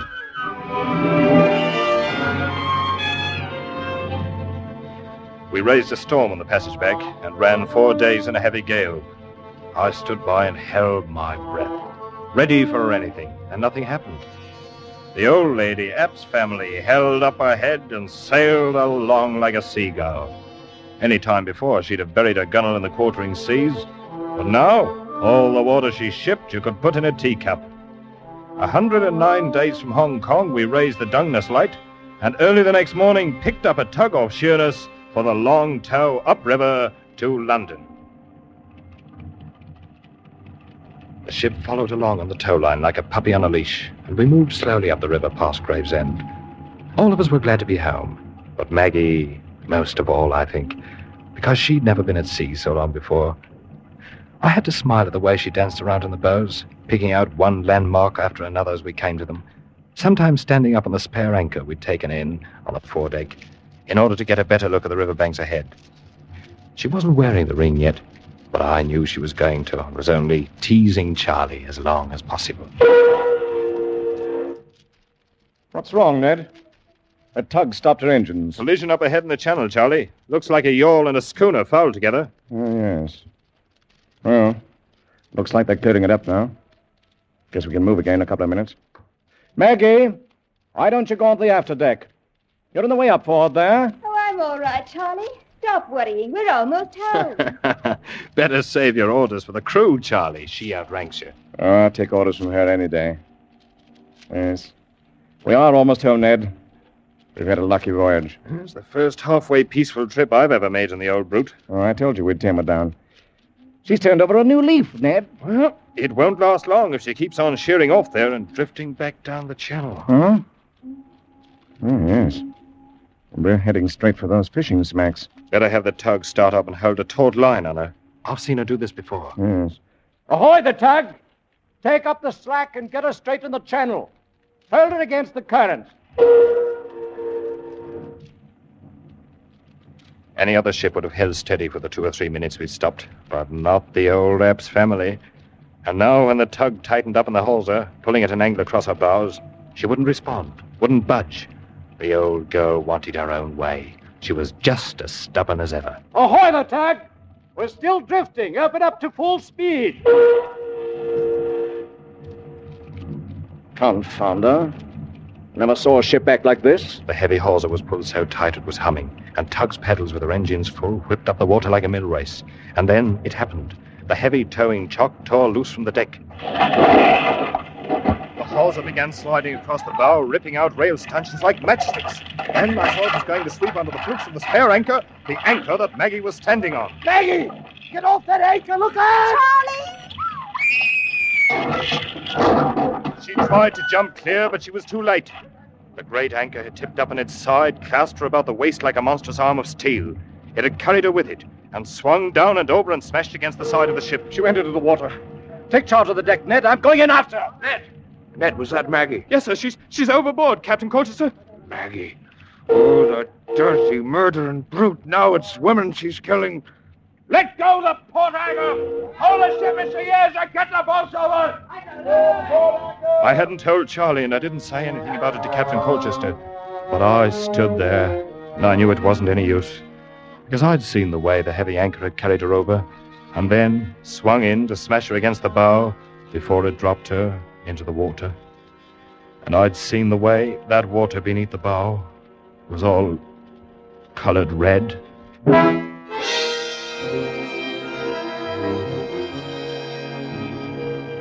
They found her at late afternoon when the tide turned, and she floated clear of one of the mooring buoys. And the next morning, we tied up in the London docks. The men had been happy at coming into their home port, but now they remembered how she'd been happy too, their own darling.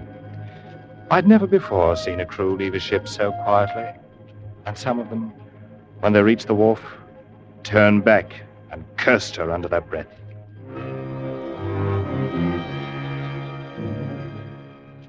Finally, it was only Charlie and I, alone on the quarterdeck, and Captain Colchester was below, somewhere in the cabin. She never wore it, Ned. The ring. She never wore it. But she would have, Charlie. I know she meant to. She was just having a little fun with you, that's all. With all of us on board, why did the brute have to go for Maggie? Why? I guess there's not much answer for that. She was everything I wanted. Everything. Yes, Charlie. I know. I talked her into making the voyage. It was my idea. It's no good, Charlie, this kind of thinking. I guess you know that. I don't know. She was everything I wanted. Charlie, Oh, Mr. Wilmot. Over here, Captain. I'm going ashore. The shipkeeper's come aboard now. The two of you are free to go whenever you like. Thank you, sir. Charlie, nothing. I'm resigning command in the morning. I'll never set foot on board her again as long as I live. I feel the same way, sir. Well, come into the company office in a day or two and sign out for the log. Good day, gentlemen. Charlie, we'd better go ashore, too. We're done here. Yes, I suppose we are. I'll arrange to have our gear picked up later. There's no use of... Captain, look out! Missed him! That yardarm off the mainmast fell right behind him. Ah, you missed me, you murdering brute! And that was your last chance, go! Ned, that yard was made fast to Dungeness. And now it falls out of the tops with the ship lying still at the wharf. Yes, Charlie. Come on, let's go ashore. Wasn't the devil satisfied for one trip? Is there no way of stopping her? How many more does she want to kill? Charlie? Oh, Ned. Ned, take me home.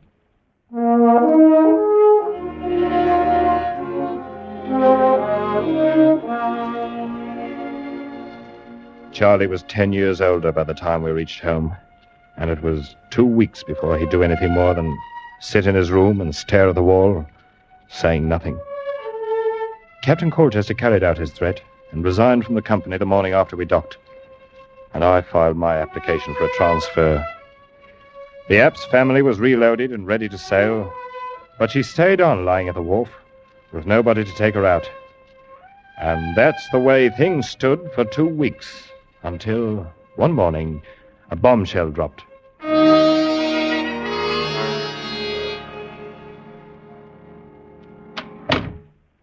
Hello, Ned. Charlie, I wondered where you went this morning. And I left the house early. How do you feel? Fine.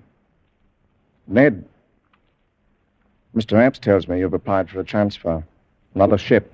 Well, yes, I did, as a matter of fact. You saw old man Apps? Yes, I stopped in at the office this morning. Ned, it's up to you, of course, but I hope you'll change your mind. Not a chance. The ship sails tomorrow morning. Oh, so they finally found somebody crazy enough to take her out? Yes, they did. Me. You? You're going to skip with the Brute? That's right, Ned. But I It's thought... a short voyage, North Atlantic run. Be awfully glad to have you along. Somebody I could depend on if you feel like signing on again. Charlie! Of course, it's up to you. All right, Charlie. I'll sign on again. Be glad to.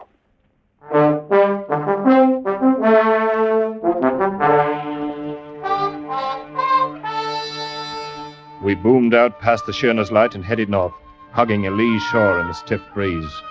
The ship drove ahead as steady as a barge, with scarcely a roll or a quiver. But in spite of the smooth and easy way she handled, I couldn't help feeling uneasy. I could sense the black spirit of her brooding somewhere down inside, mocking and taunting us with her bloody memories, and waiting for a new chance. By nightfall, we were running hard in along the Kettling coast, where those rocky headlands break at intervals out of the shelving sandy beaches. The onshore wind held steady in our quarter, and the sun sank down behind the land some 3 miles away.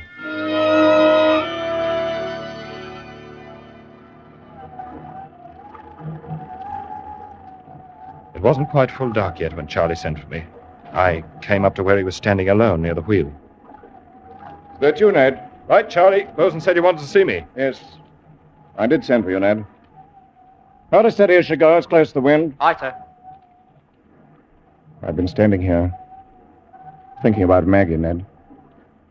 How she'd scrambled around over the decks, making friends with everybody, having the time of her life. Charlie, you've got to stop it. No, I'm all right. I like to think about her. It's this ship and all the memories around it. It's what I was afraid of. No, it's all right. Ned, I want you to take charge of the crew and give an order. Of course, you'll question the order, but you'll carry it out anyway. Do you understand? What's the order, Charlie? Have all hands prepare to abandon ship. What? But why? There's nothing wrong. Mr. Wilmot, it is not an officer's place to question an order by the captain. You'll do as you're told. Yes, sir. You can give the order now, Mr. Wilmot. Charlie, I can't let you... Very well, Captain. All hands on deck! Stand by the boats! Prepare to abandon ship! All right, helmsman. Find your place in the boats. I'll take over the wheel. Aye, sir. You don't know what you're doing, Charlie. We're in no danger. There's no reason to abandon ship. You're always in danger aboard this black-hearted brute.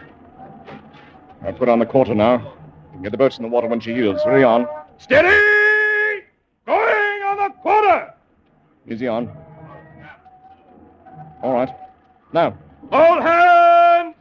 Lower boats! We shouldn't have any trouble running ashore to that beach there at the south. Hey, what about you? I'll hold her steady until everybody's clear. You'd better go over the side. Your boat's standing there. Oh, no, not until you do. I'm staying with you, Charlie. Don't be a fool, Ned. I'm doing this alone. No, Charlie, not while I'm here. Mr. Wilmot, you will abandon ship and take charge of the boats in the water, and that's an order. Charlie, I can't... Mr. Wilmot! Very well, Captain. That's the spirit, lad. And to obey orders and step lively.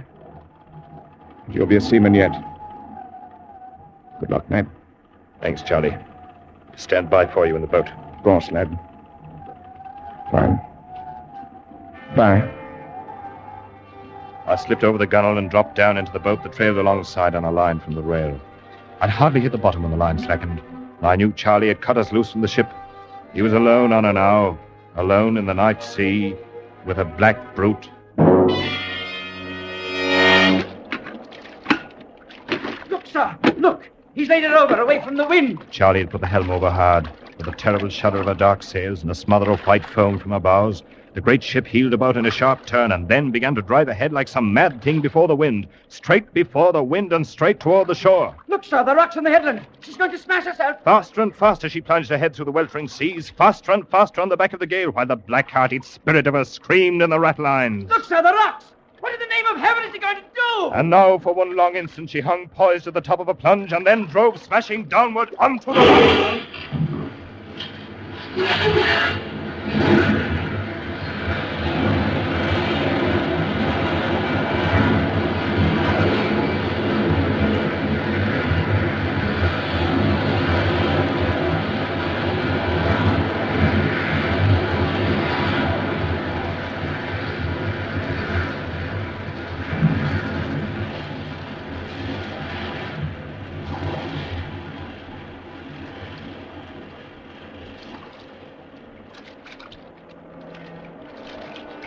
We stood by, as close as we dared, for 3 hours, while the killer ship pounded herself to bits in the surging sea.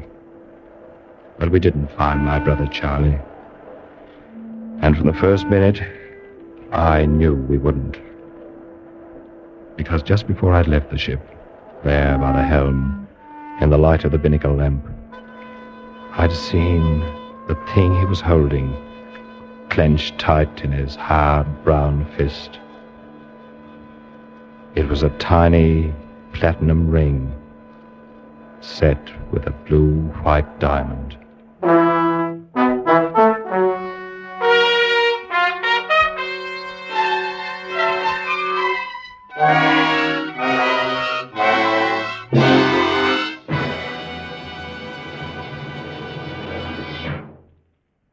Escape is produced and directed by Norman MacDonald, and tonight brought to you The Brute by Joseph Conrad, adapted for radio by Les Crutchfield, featuring Dan O'Herlihy as Ned Wilmot and Eric Rolfe as Charlie Wilmot, with Nina Clouden as Maggie, Jeff Corey as Captain Colchester, Wilms Herbert as German, and Parley Bear as the father. Music is conceived and conducted by Wilbur Hatch. Next week. You are far into the remote hill country of Afghan, caught in an ambush by the fierce Pathan tribes, trapped in a hopeless fight from which there seems no escape.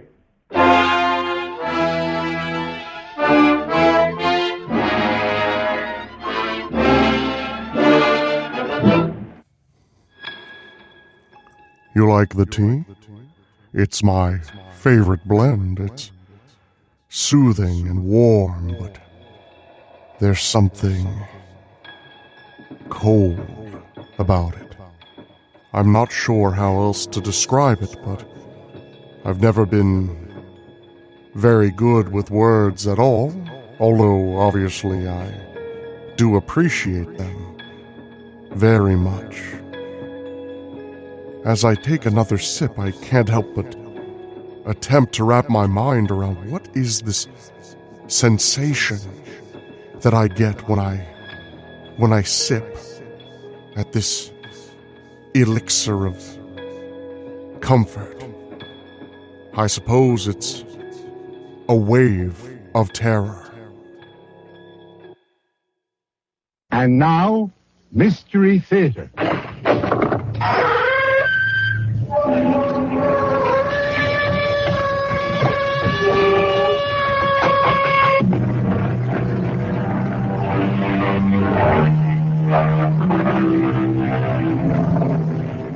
Come in.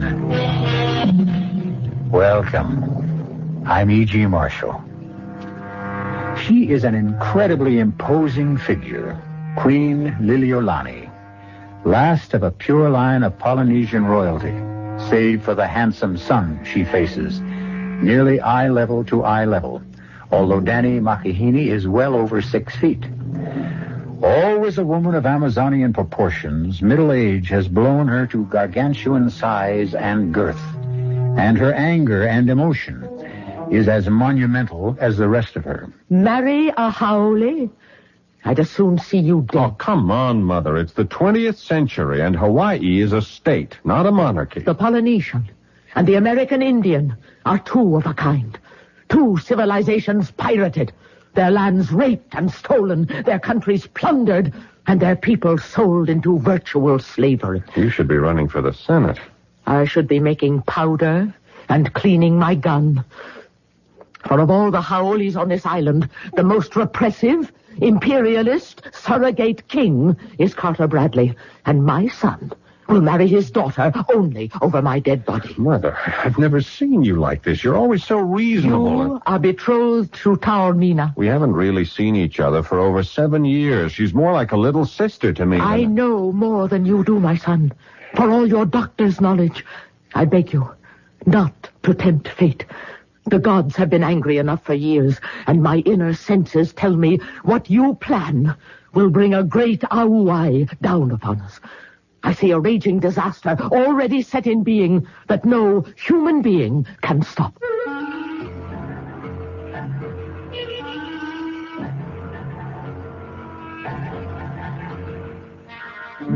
Our mystery drama, Wave of Terror, was written especially for the Mystery Theater by Ian Martin and stars Paul Hecht and Carmen Matthews. When she mentioned disaster, Queen Liliolani could not have sensed the extent of the Holocaust, which was to change so many lives. For at the moment she spoke, out of some alluvial fault in the great Alaskan ridge, the earth boiled from its guts like a volcano, throwing up great mountains of lava, displacing trillions of tons of water that formed a great tidal wave, traveling unnoticed beneath the surface, rushing southward at a speed of up to 500 miles an hour towards the first landmass in its way, the islands of Hawaii.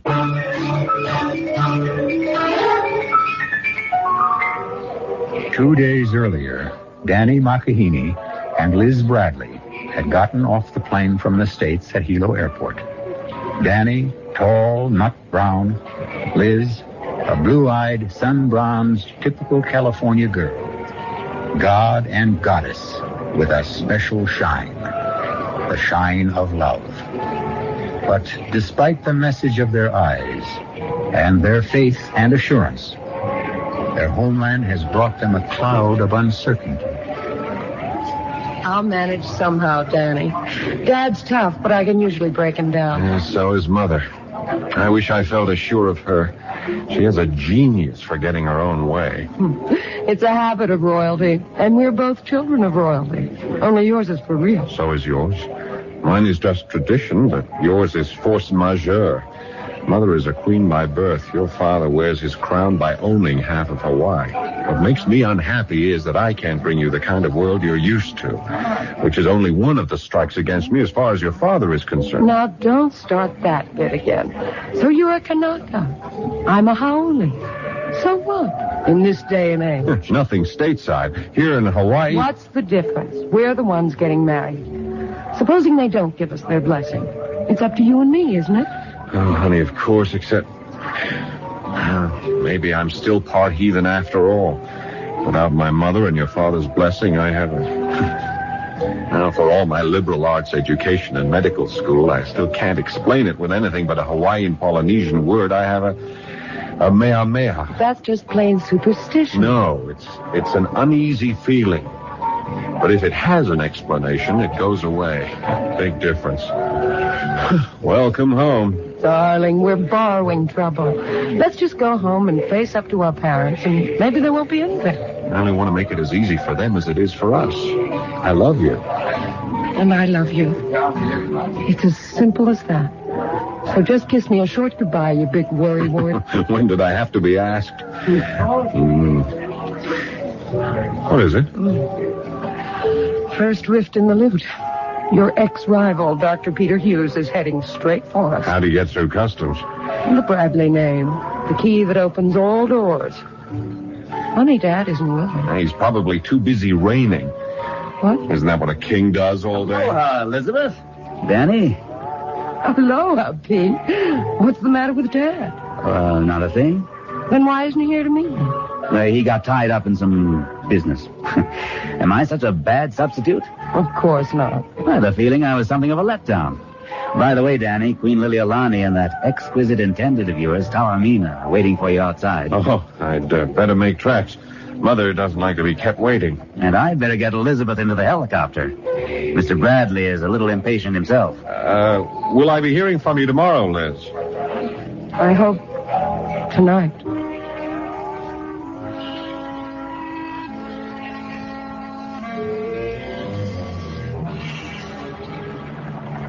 I didn't particularly know you knew Danny McAheeney. Only since I went to college on the mainland. You seem to have made up for lost time. What does that mean? I'm not blind. I saw that. I was going to say farewell kiss, but I don't think that quite characterizes it. However... Pete, I don't want to talk about Danny right now. I want to talk about what you're avoiding. What is it about Dad? You're quite right. It's a subject I wish I could avoid. He's sick. What's the matter? Is it his heart? No, it isn't anything necessarily fatal for a long time, but... But what? Well, I would give anything not to be a doctor, or have been one these past few months, because I have known that magnificent body was letting him down. It's only a shell now. What do you mean? Don't let him know I told you, but it can't be hidden much longer. Your father has Parkinson's disease. Oh, my God. Does that mean he's going to die? With care, what medication we know has some results. Under normal conditions, no. But there are plenty of symptoms, none of which your father is going to be able to bear. What symptoms? In your father's case, mostly muscular. Trembling of the hands, dropping things unconsciously. A rigidity which will inevitably cut down on his normally superactive lifestyle. A marked decrease in his muscular control. Oh, no. Oh, that can't happen to Dad. What can we do to help? Some drugs. A fortunate remission in the disease sometimes. Most of all, trying to avoid emotional excitement and fatigue. Welcome home. I had to tell you. Especially since... Why stop now? I love you, Elizabeth. I'm too old for you, but just the same, I know you're in love with Danny McAheeney. That you want to tell your father so. I'm trying very hard to be as objective as a doctor ought to be. I don't know what any of our futures are destined to be, but I do know that your father's life, not necessarily death, but his life, is probably in your hands at this moment and from here on in.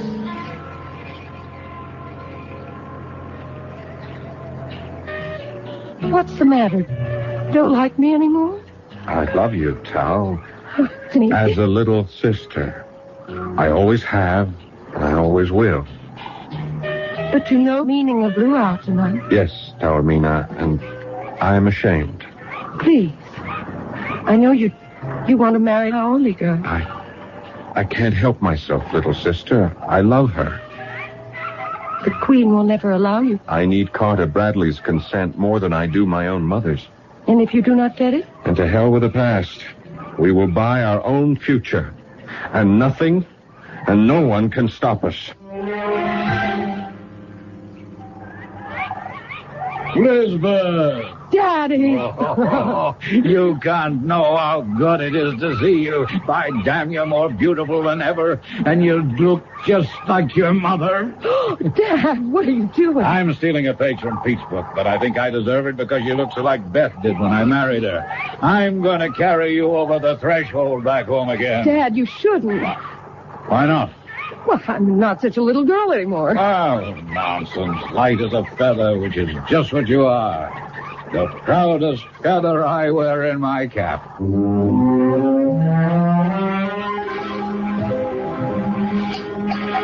Damn, I'm sorry, Elizabeth. Did I spill? No, Dad. I came a cropper off a new stallion I've been breaking in. My arm's a bit stiff. You all right? Oh, now you're home. Oh, I have a few bruises here and there, but I can shake them off the moment I see you and Pete happily married. Now you're graduated. Let's make it soon. Oh, now give the girl a chance to catch her breath, CB. If I were you, I wouldn't grab her while you can. Only when Liz wants me. Now, don't tell me I said something out of line. Typical of me trying to rush things. And this damn hand is bothering me tonight. We can talk it all out tomorrow. Oh, I can't tell you how good it is to have you home in Waialua again, sweetheart. I've been waiting to get back myself. It's a cold old house without your mother. You're my one hope for Waialua's future. And her boys, a lot of responsibility to put on a daughter's shoulders. But since I have no son left, I know you won't fail me.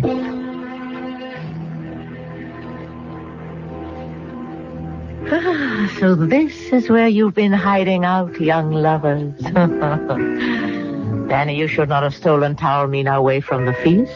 I was the one to need to speak to Danny alone. Thanks, Talbot. I can speak for myself. There are too many words in the world. Let us just thank the gods for what little we have. We are a dying race, my son, but still a proud one. You and Tao can keep us alive. And I thank Oro and Tane and Taora that the moment is almost here. Almost here? You are a doctor now. Now, the wedding ceremony need wait no longer. I have set it for the full moon, the night after tomorrow. Mother, Mother, Taormina and I will not be wed. Tao, is this your wish? No, but Don't stammer, girl. Answer me. I will answer you, Mother. I love Tao as a little sister, but I will marry Elizabeth Bradley. The daughter of Carter Bradley, the Howley? Yes, Mother. Never. I'm sorry, I must. We are in love. He won't let you. How can he stop us? Then I will. If I have to call on all the ancient gods... Oh, please, Mother, I no longer believe in magic, alui, or any superstitious curse that could harm me or Liz. No curse or any magic to harm the girl. I have no power for that or second sight. But I tell you this.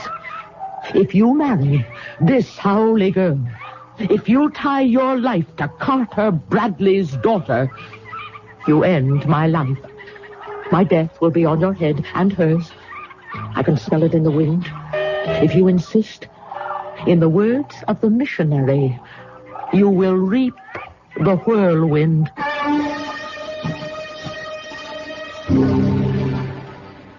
Queen Liliolani could have had no specific foreknowledge of the Holocaust in store. Carter Bradley, absolute monarch, whose magnificent physique is betraying him, and whose weakness will lead him back to old sins. None of our characters can yet know the cataclysm of nature which is to affect their lives. I shall return shortly with Act 2.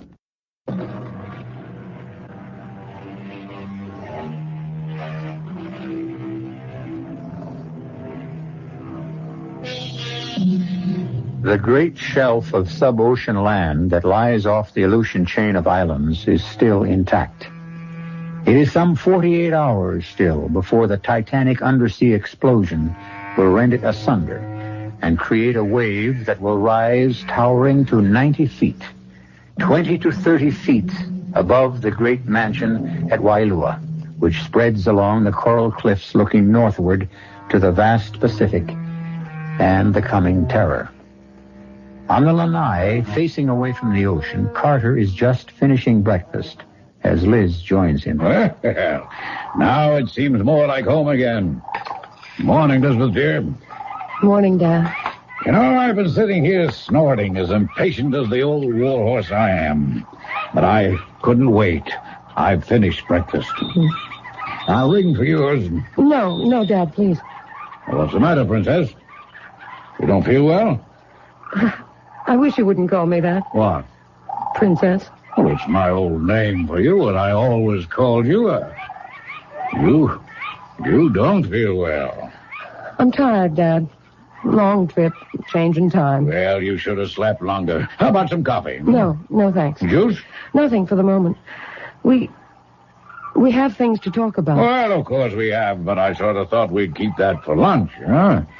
I mean, Pete will be here, and don't you think he ought to be part of it? No, Dad, I don't. Oh, I don't think that's so fair, Princess. No, all right, if you prefer it, Elizabeth. Though why I can't use the old name... It doesn't fit me, Dad. It's not what I am. On these islands, and particularly this one, it's what you are, at the very least. If we were to ride to Mauna Kea, way up to the top, you could turn and look north, east, west, and south, and every bit of land you saw would be yours. Or will be someday. Are you so sure, Dad? I own it. It's mine, along with a few other things. When I'm gone, whose else would it be except yours? And Pete? I don't really know. I'm not sure it's that important to me. What would happen if I didn't marry Pete? Didn't? What are you talking about? Would the Bradley Ranch still be mine?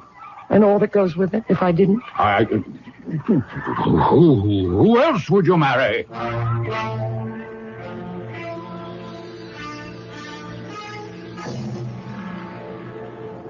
I didn't expect you up so early, my son, after the long trip and the luau. It was a perfect morning for surfing.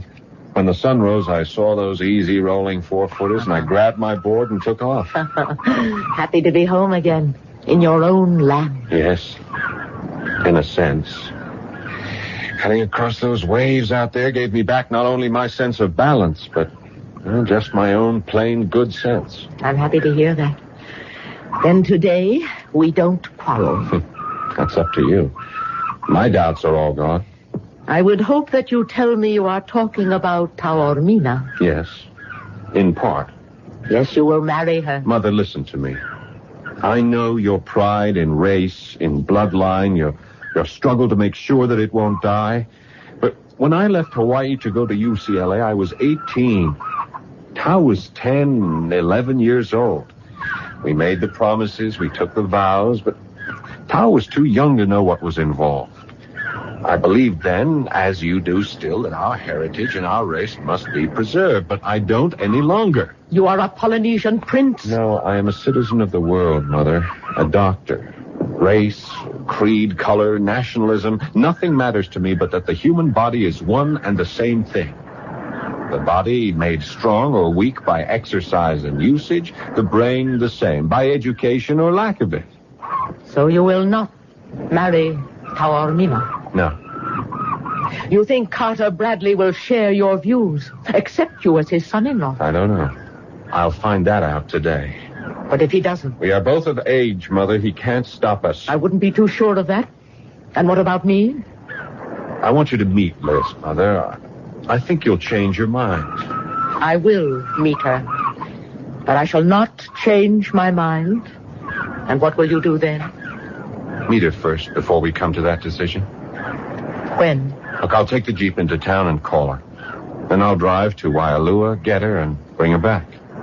You're wasting your time. I hope not. Because I love you. And I want you to love her, too. I'll be back by mid-afternoon. Great Tommy, help me. Help me make my son see that our race, shamed and despoiled and dying out, must have new life bred into it. Only Makahini and Taormina can do it. She's a princess in her own right. Help me, Tommy. Help me. Or the smell of doom that comes to me on the wind from the north will come to pass.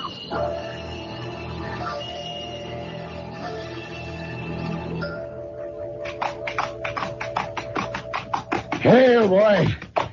Stable King here and rub him down good. I rode him hard this morning. Hey, Pete. Morning, CB. I'm hungry as a bull. Is lunch ready? Yes. There's a nice breeze off the water, so Chung Lee set the two of us up on the front lanai. Two of us? Is Elizabeth still sick? Well, come, let's go through the house. I have to wash up anyway.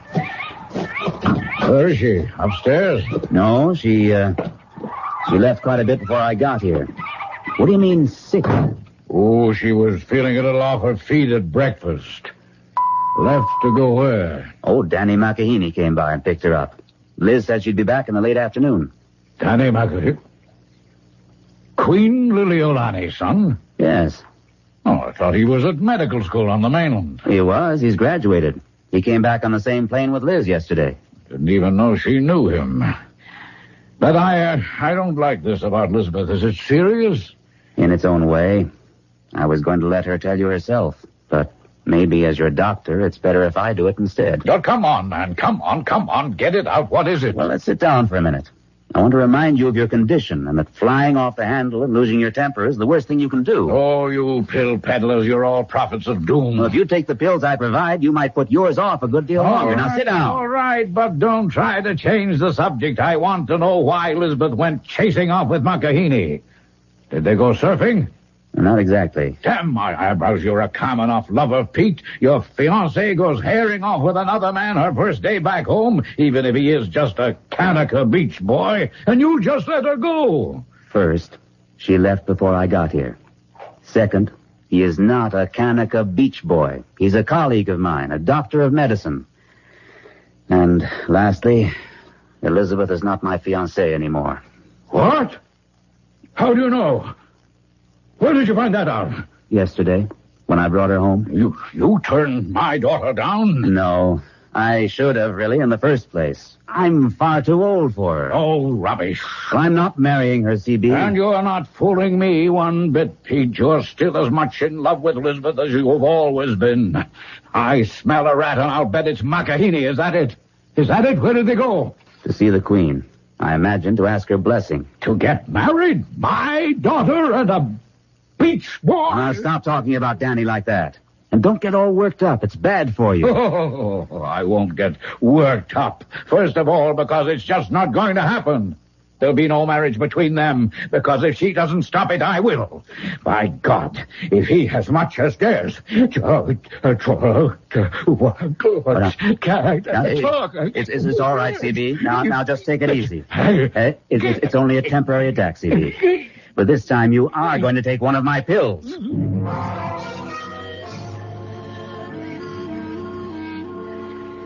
I'm sorry, my dear. You're a lovely girl. And I can hardly blame Danny.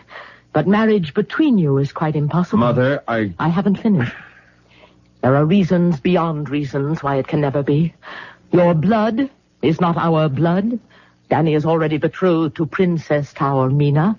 The gods are already angered and cannot be angered anymore. For God's sakes, Mother, it's the 20th century.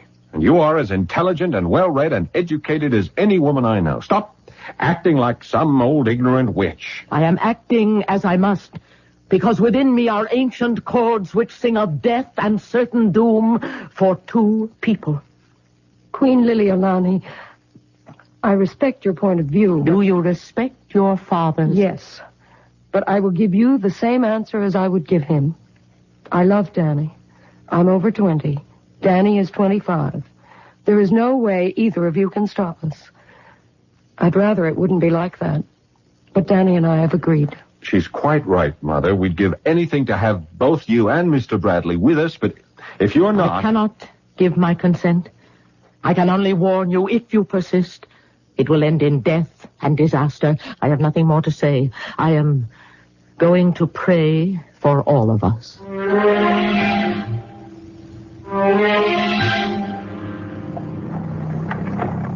Well, Liz, we're almost all the way home, and we still haven't decided just how we're going to go about it. I know, Danny. It's just... I don't think we can rush it.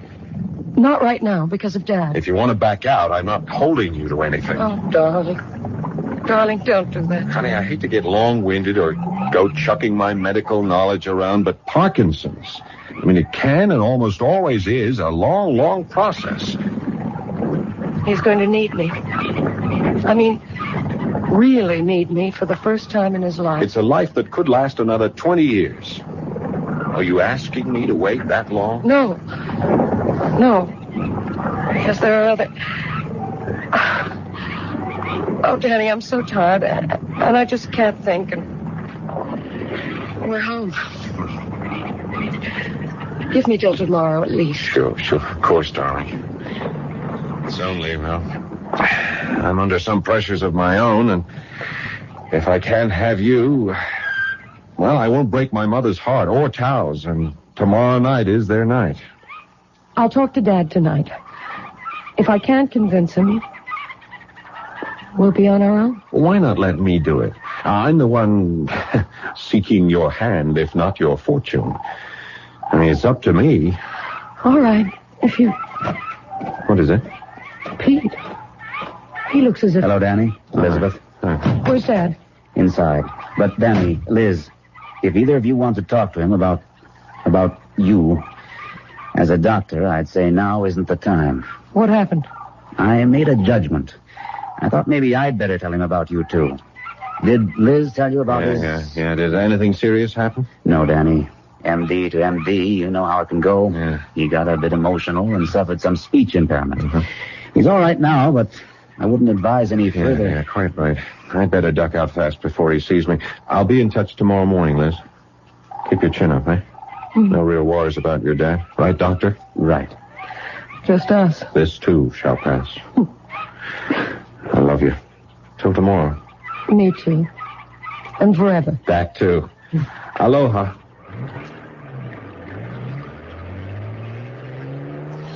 You sure Dad's all right? If we can keep off a certain subject, sure. I don't want... I can't do any more talking about... Oh, Pete, help me, quick. What is it? Just something that nobody but me knows about. Yet. I wonder if anyone else will. Ever.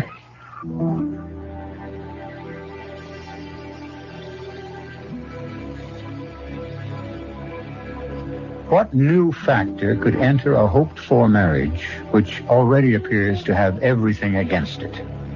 And what is the meaning of Liz's cryptic statement, expressing a knowledge that only she has and no one else may ever know? Is it the same knowledge that Queen Liliuokalani talks of as buried in the past? And if she too knows that ancient gods are to extract penance for buried sins, who are the two that are doomed? Or are more to die in the dreadful natural phenomenon that is at last about to be unleashed 3,000 miles away? I'll return shortly with Act 3.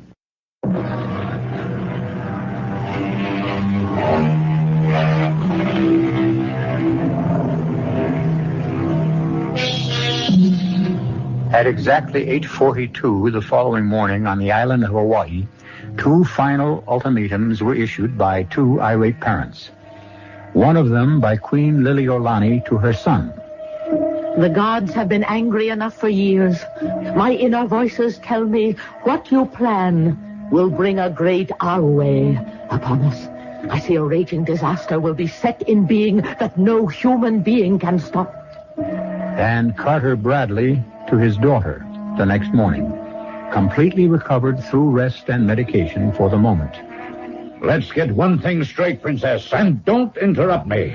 I used the old name deliberately. On this island, we are the royalty. And I'm warning you one thing right now. Go near that Makahini Kanaka again, or let him come near you and I'll shoot him down like a dog. I mean that, Princess, as God is my witness. No one or nothing can stop me from doing as I want on this island.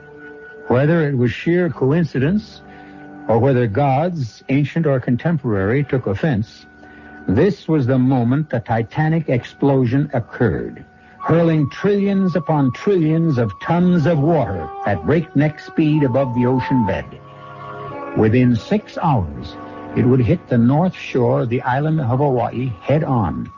Whether guided by sheer accident or supernatural design, the devastation it would leave in its wake would be, to say the least, supernatural. Dad, you can't be serious. Oh, but I am. You couldn't do this to me. I'm doing it for you. But I love Danny. Childish romance. If you don't marry Pete, I'll leave everything to him. I don't need anything. Danny can support me. I can work. You'll never marry him. Why are you so set against him? It should be obvious enough. Nobody could be that prejudiced, that bigoted. And to make sure if he comes near here or you again, I will shoot him on sight.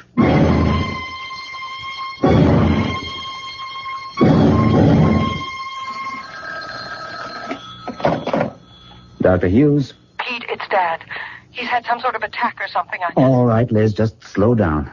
Now tell me what happened. And don't worry, there's no danger. I'm sorry. I don't mean to be incoherent, but it was just awful to see him and listen to him just spluttering and talking all sorts of nonsense. I gave him some medication. Did he take it? Yes, he's gone upstairs to take it.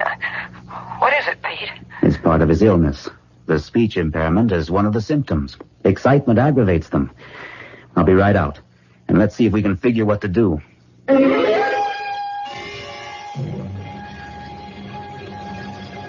I've given him a sedative that'll keep him quiet for a couple of hours. Problem 1 out of the way, temporarily. Now for problem 2. You. There isn't any problem about me. I've got to tell Danny we're through. I can't marry Danny. And what about the child? The child? You know? Yes.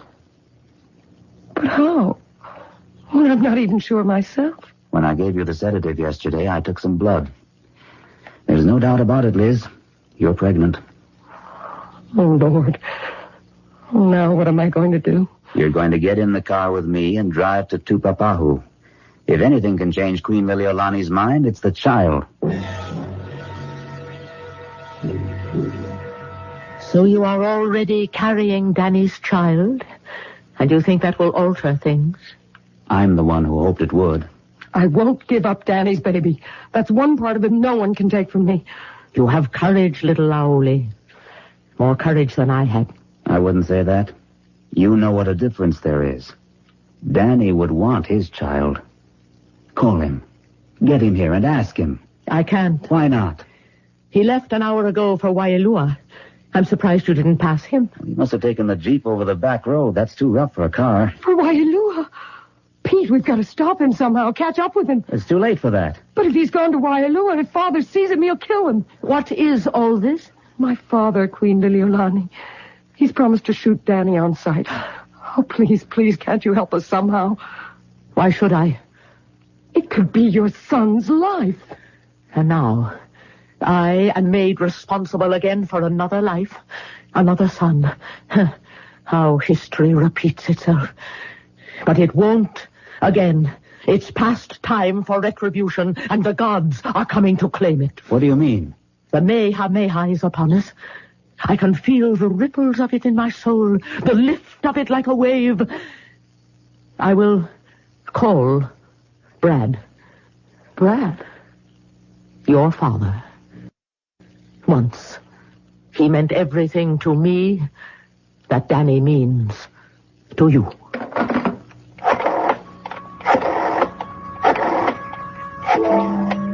At the moment the Queen lifted the phone, a tanker plowing across the North Pacific lifted ever so slightly on a 5-inch surface swell. That was the only sign of the gargantuan tsunami, the dreadful tidal wave which swept by at the speed of sound, hurtling toward the north shore of Hawaii.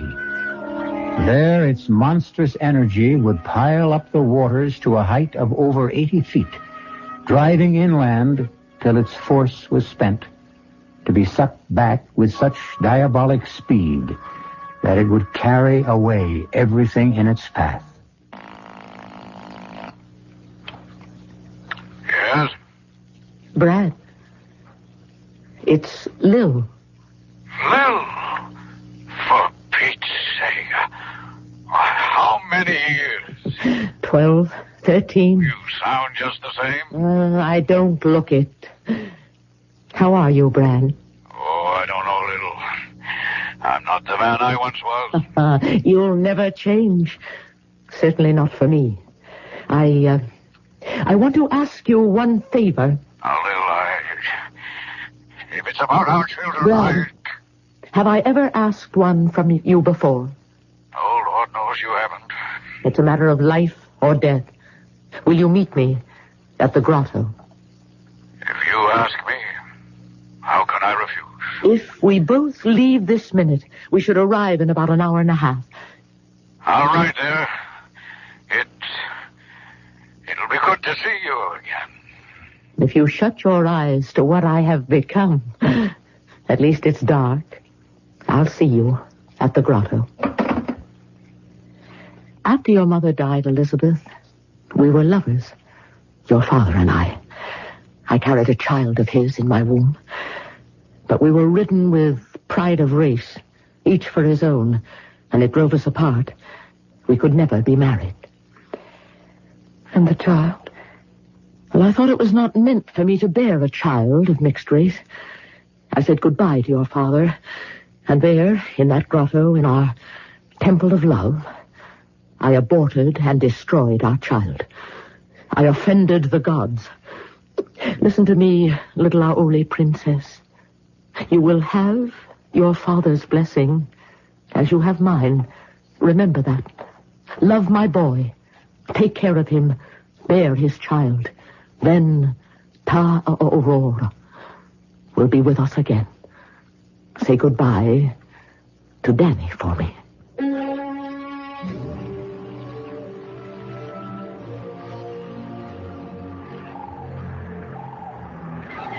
I cannot urge any longer, Brad. I thought if I at last was willing to accept commingled blood in a child of our families. I can't help myself, Lil. I am as I am. I cannot accept any child of my daughter's with mixed blood. And so you want to kill my boy? Not if he stays away from Elizabeth. And the child? Well, that can be taken care of. He will stop the children. Make history repeat a terrible mistake. Us, all over again. Lil, I cannot change. You are changed already. Look at your hands. Shaking now like leaves in the wind. It's a different matter. I have Parkinson's disease. I told you you'd find a different man. Not the difference I would have wanted. Wait a minute. Shh, quiet. Come outside, Lil, quick. What is it, Brad? Find. My God, look at it. It's a half a mile below normal. The fish left gasping on the rocks. A tidal bore is on the way, and a big one. I know. Ta Aurora has been telling me all morning. I could smell the anger of the gods. It's why I called you here. To die? Dead, we cannot stay in the children's way. Well, there's still King. On the horse, we both might... This gross old woman. Even at your best, you couldn't hoist me on his back. Even with you alone on his back, it's too late. But I have no right. No, try, Brad. Try, if you can. Home, King, home. Run like a wind, boy. You're staying. We've both been legends in our time, Lil. We wouldn't want to outlive our glory. I shouldn't have done this to you. No. I'm burned out, Lil. Thanks for making me realize that I hadn't much further to go. I only wish I'd been able to tell Elizabeth, but at the last she had my blessing and my love. She knows she has both. My love, yes, but the other, how could she ever know? I told her so before I left her. How could you? Because I knew what I was going to do. And I know you, Brad. Oh, I know you. If ever any woman knew a man. Oh, Lil, what a fool I was. We both were. But how good to have you back at last. Tsunami, it's coming at last. Are you afraid, Lil? No, I'm going home. Back to where my roots are. In the sea, to the south. Taoror. The sea god will guide me safe. And you, I go with you as I should have all those years ago. But you're shaking. That's what the wave will free me from. The shame of being less than a man. It's all right, Lil. It's as it should be. We couldn't have each other in life. We'll stand together forever in death. Alive.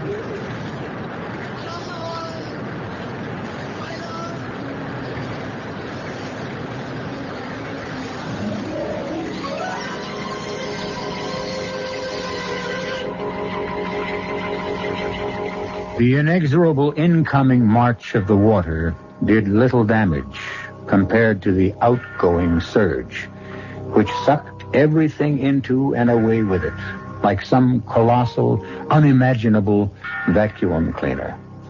It left the beach and the inlet stripped clean, and swept Wailua away like so many matchsticks.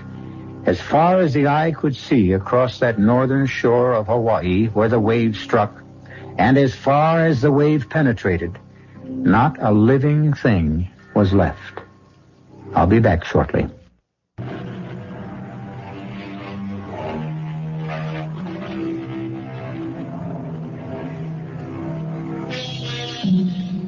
Danny and Liz were married very quietly. There was no formal funeral either for Queen Liliolani or Carter Bradley. Only a memorial service. 2 dynasties were finished, ended, and melded in the 2 young people who never took their loving eyes from each other during the simple wedding service. The close was an exchange between bride and groom in Hawaiian. Aloha. Aloha means hello. Aloha means goodbye. But most of all, it means I love you. For this, after all the terror and Holocaust, turns out to be just that, a love story. Our cast included Paul Hecht, Carmen Matthews, Suzanne Grossman, Gordon Gould, Ian Martin. The entire production was under the direction of Hyman Brown. What's that? Well, it has gotten quite late. I can't say you're wrong there. It's getting later by the moment. Time has a way of doing that, I suppose. Oh, what's that? Well, I don't know. But I hope I find out. Just try to relax, my dear. Everything is going to be better than fine. You have nothing to worry about. You're just in my humble stone abode, underground. It's not like you're somewhere dangerous. It's not like you're in a murder castle.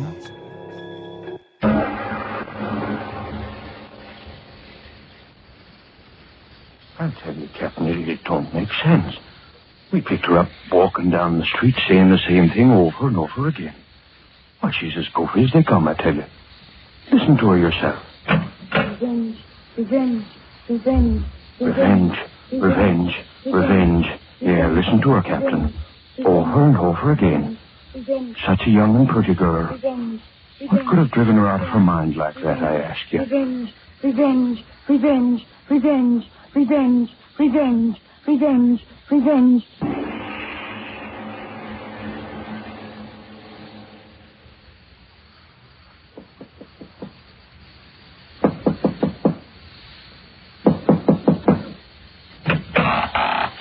Yes? Yes, what is it? I'm looking for Mr. Henry Stewart, if you please. Oh, you mean about the advertisement? Yes, that's right. I got here as soon as I could. That's all right. As long as you got here, that's all that matters. Come in. Oh, thank you. Just put your suitcase down there. It'll be all right. Thank you. Oh. Now, if you come right this way. Thank you. Just step in here, Miss...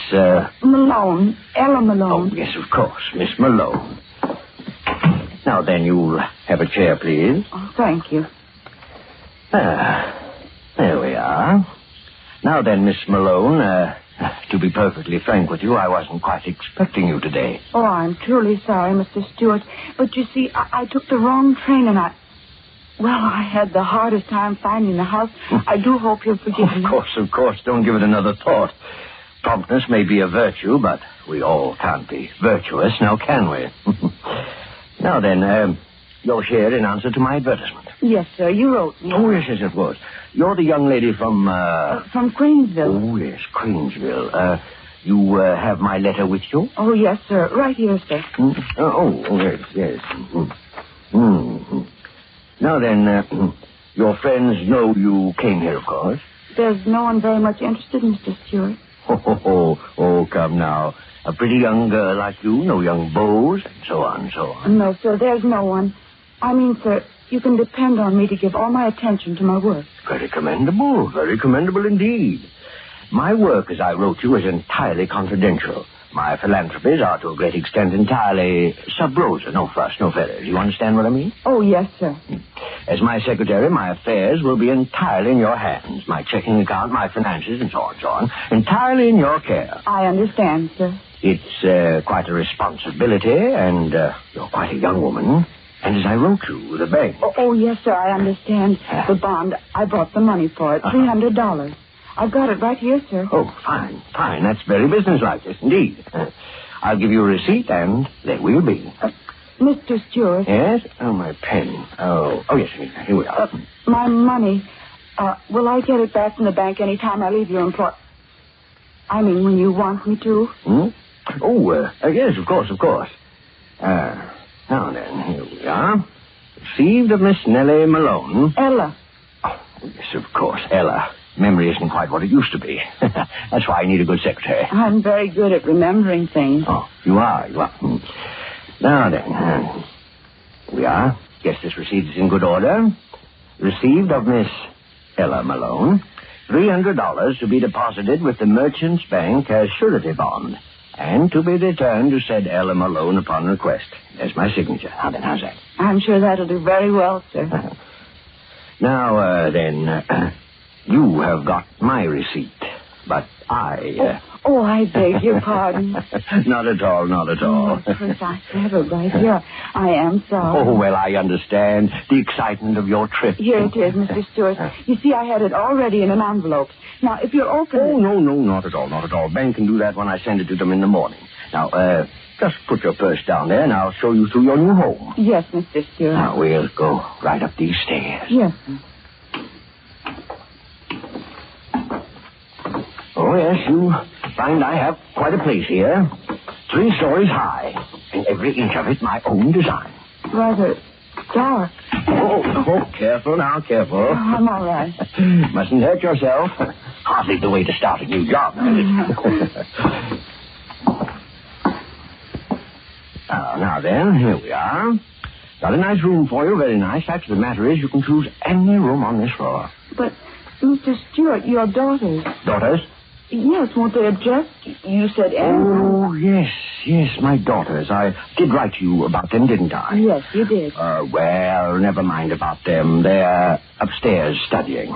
Now, right here. I suggest that you take this room, at least for tonight. Whatever you say, Mr. Stewart. Get the light on here. There we are. Nice, isn't it? I've never had such a large room. If you've got one a little smaller... On the contrary, my dear Miss Malone, you'll find this one small enough. Perhaps a little too small. Yes, indeed. Entirely too small. But, Mr. Stewart... Locking the door... Mr. Stewart, why did you...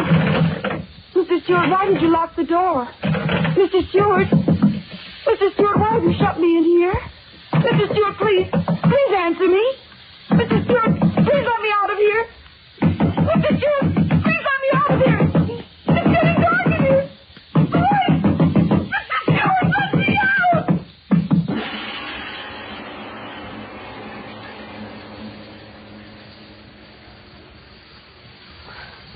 Yes, Miss Nord. There's no doubt in my mind at all that you're the very person I want to employ as my housekeeper. I'm very glad to hear that, Mr. Stewart. Of course, the matter of being housekeeper of a place as large as mine calls for definite qualities, you understand, of course. I'll always do my best, sir. Well, one certainly can't ask for more than that, no, indeed. Your wife, maybe she'd like to talk to me. My wife? Oh, yes, of course. I wrote you about my wife, didn't I? Yes, sir. Well, my wife is out shopping. As soon as she returns, you will meet her. I'm sure she'll find your recommendations as satisfactory as I did. Makes me very happy. I've always wanted to work in a fine house. Now, about money. Oh, any salary you want to pay me, Mr. Stewart, it's all right. I just want a chance to show you how good I can do your work. Very commendable, yes, indeed, very commendable. But we must agree on a salary. I'm the sort of man who has respect for money and expects a similar respect in others. Oh, yes, and speaking of money, you'll be wanting to open a new bank account, I suppose. Bank account? Yes, it's my principle that everyone employed by me should have a savings account. Builds character. I'll open an account for you in the morning. You can transfer any of the bank accounts you have back in your hometown up to my bank. Convenience, you know. Oh, no, sir, I haven't got that. I haven't any money in the bank back home. I took it all out. Oh. Wasn't much anyway. Got what's left of Father's insurance money after my mother died. Oh, yes. Well, now then, supposing you leave all your things here and we'll go look over the house, That'll be very nice. Yeah, right through this door. I'd be glad to be working in such a big house. Right this way. Oh, yes, quite an establishment here. Designed it all myself. I work hard, Mr. Stewart. Oh, yes, I'm certain you will. Now then, right down these stairs.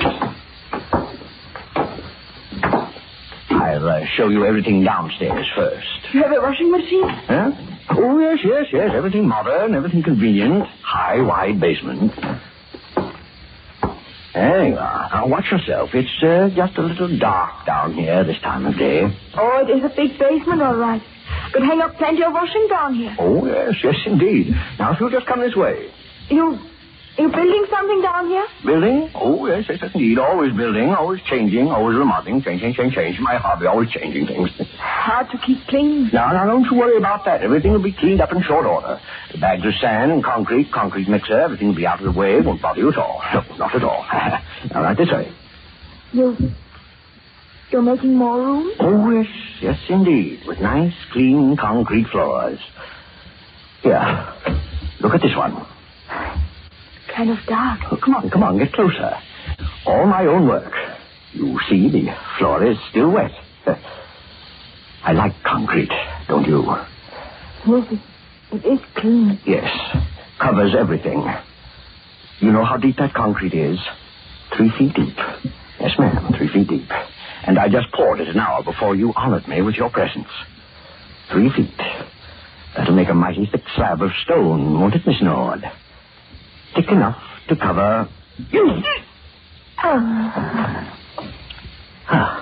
Yes, indeed. A fist to the point of the jaw is still a most effective soporific.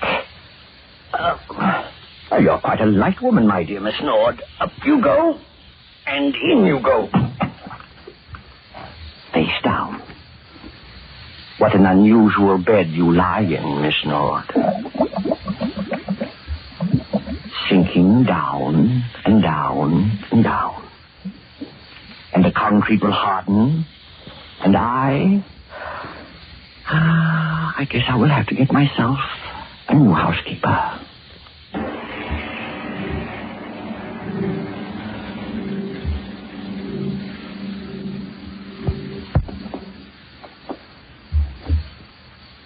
Ladies and gentlemen, let's lean back now and relax for a moment. Let's take time out from tonight's amazing lights out story. The story of a strange, mysterious mansion and the one woman who entered those doors and was never seen alive again. Let's turn during this brief intermission to a much more everyday situation and a question that's much easier to answer. An angry girl is storming out of her friend's house. And her friend says, "What can be wrong with Lucy these days? She crosses a bear and she's losing so much weight she looks terrible. She's just no fun anymore." Well, you know what that well-known nutrition authority says about how improper eating due to wartime living may cause a person to become deficient in vitamin B1 and iron, and how you absolutely need enough of them to keep your right weight and energy. Well, come to think of it, that was Ruth's trouble when she got so run down. So she took ironized yeast tablets. And you know how grand she looks and feels again now. yes, friends, any number of people who, due to vitamin B1 and iron shortage, were losing weight, losing strength and energy and interest in life, tell how ironized yeast tablets help them regain glorious pep and strength and needed pounds. So if you're short vitamin B1 and iron, don't wait. Go to your druggist this very night and say, "A bottle of ironized yeast tablets, please." And now back to our lights out story of Murder Castle.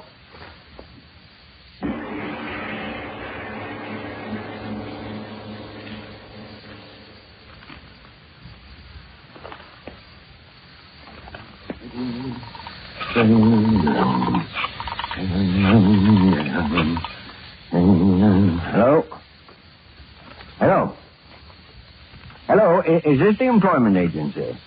This is Mr. Stewart. Mr. Henry Stewart. I'm interested in employing a nurse for my child. Someone preferably unattached who can live here with my wife and myself. No, just send me their names, addresses, and references and so on. I'll send you a check for the services. My address is 424 East 7th. Yes, that's right. Just their names and addresses. Yes, I'll send you a check. Yes, well, goodbye. Oh, yes, I'll be there.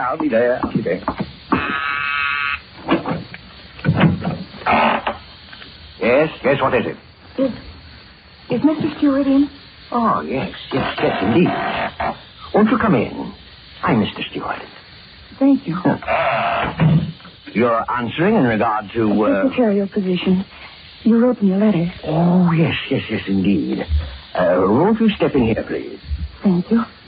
Now, you sit there, I'll sit here. We'll get better acquainted. Put your suitcase down there in place. So. Now then, I'm afraid I didn't quite get your name. Ray. Betty Ray. You wrote me. Oh, yes, of course. I remember you distinctly. Now then, you have my letter to you just to sort of refresh my memory on the circumstances, don't you know?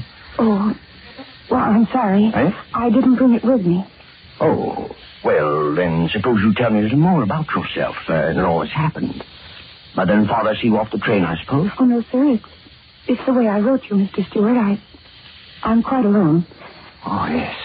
Well, but first there's the matter of the surety bond. I wrote you about that, didn't I? Yes. Yes, you did. Ah, yes, I felt quite certain of that. Mr. Stewart, I was wondering. Yes? Have you had many secretaries? Why do you ask that? I want to know. But why do you ask that And question? what happens to them after you hire them? Tell me what happens to them. Young woman, just who are you? My name is Betty Malone. Malone? Betty Malone. My sister Ella came here a month ago about a job, and I want to know where she is. Do you hear me? I want to know where she is. I don't think I quite know what you're talking about. Why do you lie to me?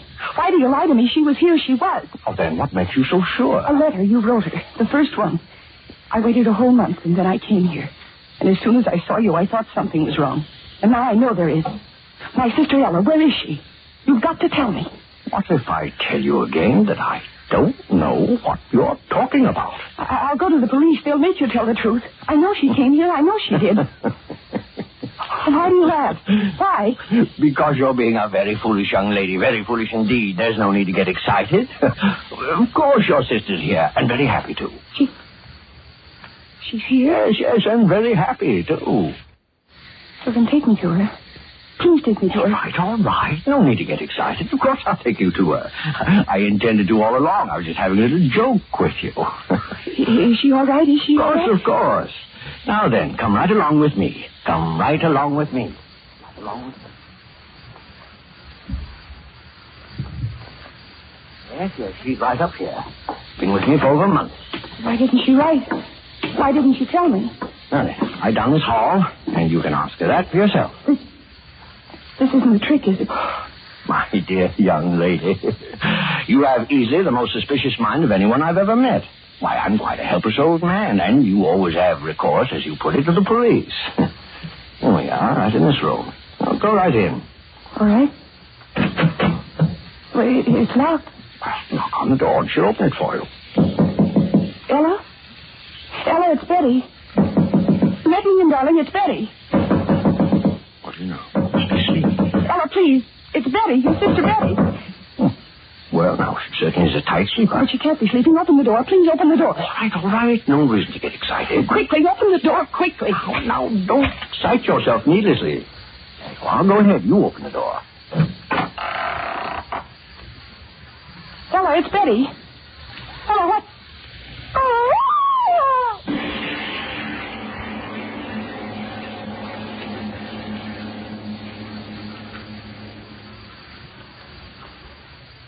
Now then, my dear Betty, we understand each other clearly, don't we? Ella. Dead. Nothing like a complete understanding now, is there? Ella. Dead. Oh, it wasn't so difficult. I shut the door, sealed it, and nature took care of the rest. Ella. Dead. Oh, she died quite easily. Much easier than others. Why? You mean, why do I do it? It's a very simple explanation, young woman. This is my business. Yes, my business. Some men make their fortunes in stocks, some bonds, some in business. And this is my business. Why? Why is any business conducted? Profit, my dear. And I've made quite a neat little profit. Oh, yes, and a very safe one, too. Ella. dead. Yes, and you're the very first to come wandering about looking for one of my, customers. The first, and I assure you the last. Oh, yes, 30 women have come in my front door. Ella. 31, including you and Ella. Come on along. No. I'll tell you all about them. You'll find it most instructive. Yes, indeed. Now, come. Don't hold my arm. But I must. These collars, they twist and turn. Oh, yes, it's best I hold your arm. Get lost easily around this house. My most interesting house. Where are you taking me? Yes, there were 30 for you. Most interesting array. I used to read the want ads in the small town papers, and then I'd write letters. Oh, most interesting letters. I needed a secretary, a housekeeper, nurse, excellent salary, unusual accommodation. Oh, I knew this had happened. Indeed. And they brought all their worldly belongings with them, generally in a suitcase. Little here, little there. Oh, why, sure, it's been most profitable. Now, in this room, for example... No, don't open that door. No, perhaps it would be better not to. The one in here came to be my housekeeper. Oh, let me see. How long ago was it? Oh, well, no matter. She came as a housekeeper, and after she went into a retirement in that room, I found in her suitcase such interesting bonds. Why, I tell you, my eyes fairly popped right in my head. Oh, yes. It's the uncertainty that makes my little business so very fascinating. Killed 30 women. Now, let's go down a little way now, down here. Oh, don't make me pull you along. Killed 30 women. It wasn't difficult. Most women are such fools, anxious to believe what they want to believe. Came here for life, and you gave them death. Ah, you're the smart one. That's why I'm even bothering showing you my work. I never did the others. And showing you around won't do harm. You won't be talking long. 30 women died. Now, in this room... Oh, let me open it and show you. No, don't make me look. No, please don't. No. Oh, you see? There's no reason for excitement, just an empty room. That's what she thought when she went in here. Then I pressed this button, so. And the floor flopped open as she stood on it, and down she went. Down, down, down. Guess into what? A pit of lime.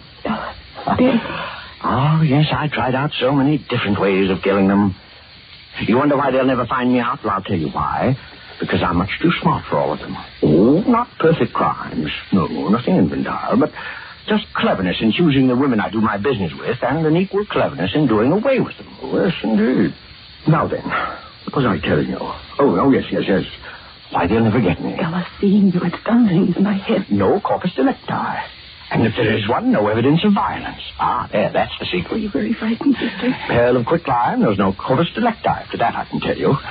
Not when you bury them in a slab of concrete. Ah, yes, that's the secret. If I could only have been with you, little sister. Now, this room, let me show it to you. I think this will be your room, my dear. Oh, very frightened. You see the door? Airtight, yes, indeed. I'll open it. The room. Amazing sight, isn't it? No doors, no windows. I could have helped you, Ella. Now, I'll shut you up inside the room, then I'll close the door and press this button here like this. You hear that, little one? You hear that? Pumping, pumping, pumping. And guess what is pumping? Ella, my head. Air. You hear me? Pumping the air out of the room. Yes, that's clever, isn't it? You breathe, and soon there'll be nothing there to breathe, and then you'll die. And if the police do find your body, no mark of violence, nothing but asphyxiation. A most mysterious death, they'll say. In time, they'll decide it's all quite natural. Embolism, heart attack. Oh, they'll think up a fancy name to clear their files. Yes, indeed, they always do. It isn't right for him to live, is it, Ella? Now, first, off with the pump. Now, my dear, I think you'd better step inside. Quickly now, so I can close the door and go about my other work. Quickly, I tell you. No, wait. Wait for what? I want to give you something. What can you give me that doesn't belong to me already? This. Gun. Get in there. Get in that room. Gun. You had a gun in your purse all the time? My father's. I brought it for the man who... Ella. Get in that room. No. What are you going... Get in there. I'll press the trigger. Get in there. I'll kill you. No, don't. Don't. I'm an old harmless man. I was only fooling. I wouldn't hurt you for the world. Revenge. It's right to revenge, isn't it, Ella? He said to press this button, Ella. The pump. It's running, Ella. Listen to it. It's killing him the way he killed you. It's right to revenge, isn't it, little sister? Right to revenge. Right to revenge. Right to revenge. Right to revenge. Right to revenge. Right to revenge. Right to revenge.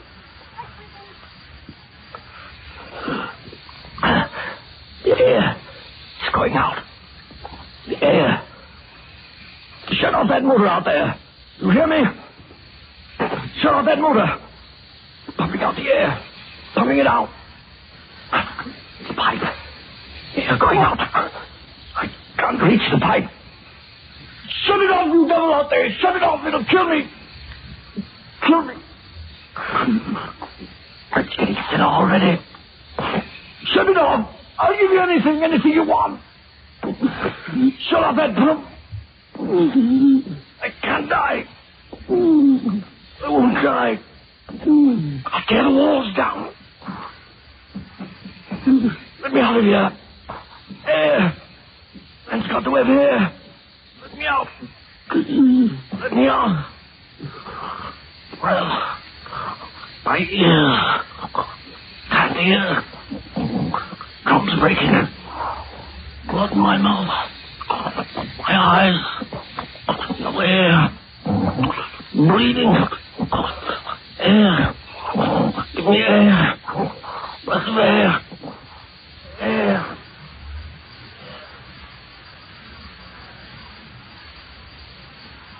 Revenge, revenge, revenge, revenge, revenge, Revenge, revenge, revenge. Yes, listen to her, Captain. revenge, Over and over again. revenge, Such a young and pretty girl. revenge, revenge, What could have driven her out of her mind crazy like that?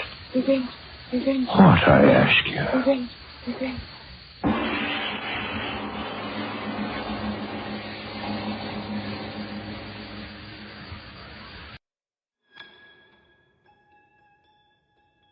My dear, I know the night is gone, very long.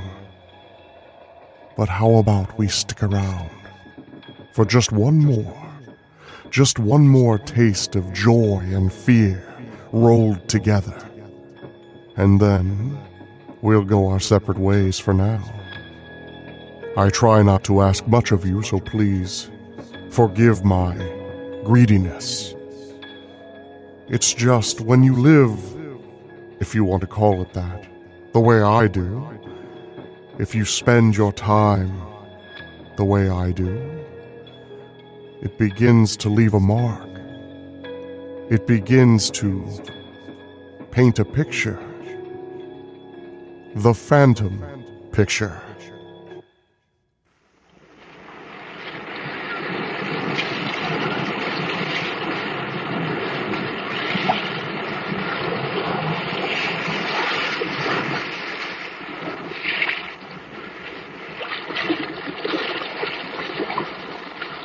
The weird circle. In this cave by the restless sea, we are met to call from out of the past stories, strange and weird. Bellkeeper, toll the bell, so that all may know we are gathered again in the weird circle.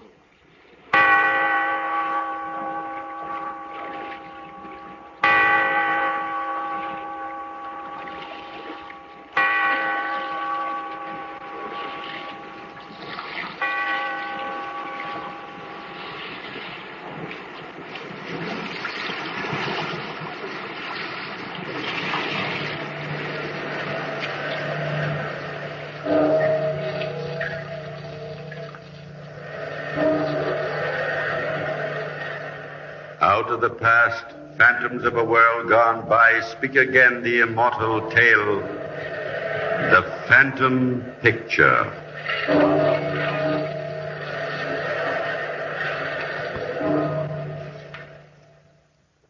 And gentlemen, as you know, here are the works of our greatest Italian artists of today. You, the most renowned art critics in the kingdom, will choose tonight that work which is to hang in the Pitti Gallery beside Raphael, Da Vinci, Michelangelo, the classic masterpieces of Italy. Weigh your decision carefully, gentlemen. Thank you.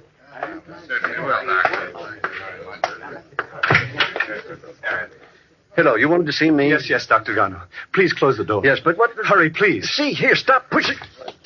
What's wrong with you? Who's out there? Is someone following you? No. Well, then why do you keep looking back over your shoulder? Oh, that. I have a painting. Oh, see here, now stop this foolishness.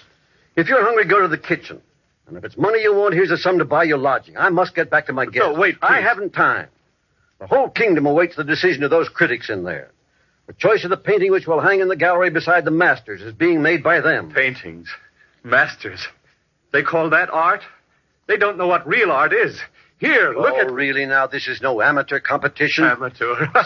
see here, who are you? And why do you keep looking out of that window? Is this a stolen canvas? No, it's mine. You don't know me, do you? But maybe you will when you see my painting. Watch closely now. There. Oh. Now do you know me?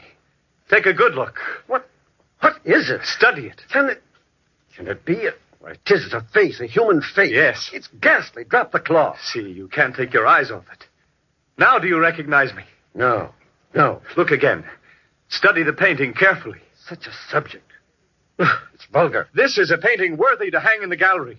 This is a really great work of art, my greatest. No painting with a subject like that can be a great work of art. It is a masterpiece, I tell you, and you must buy it. Buy that? Yes.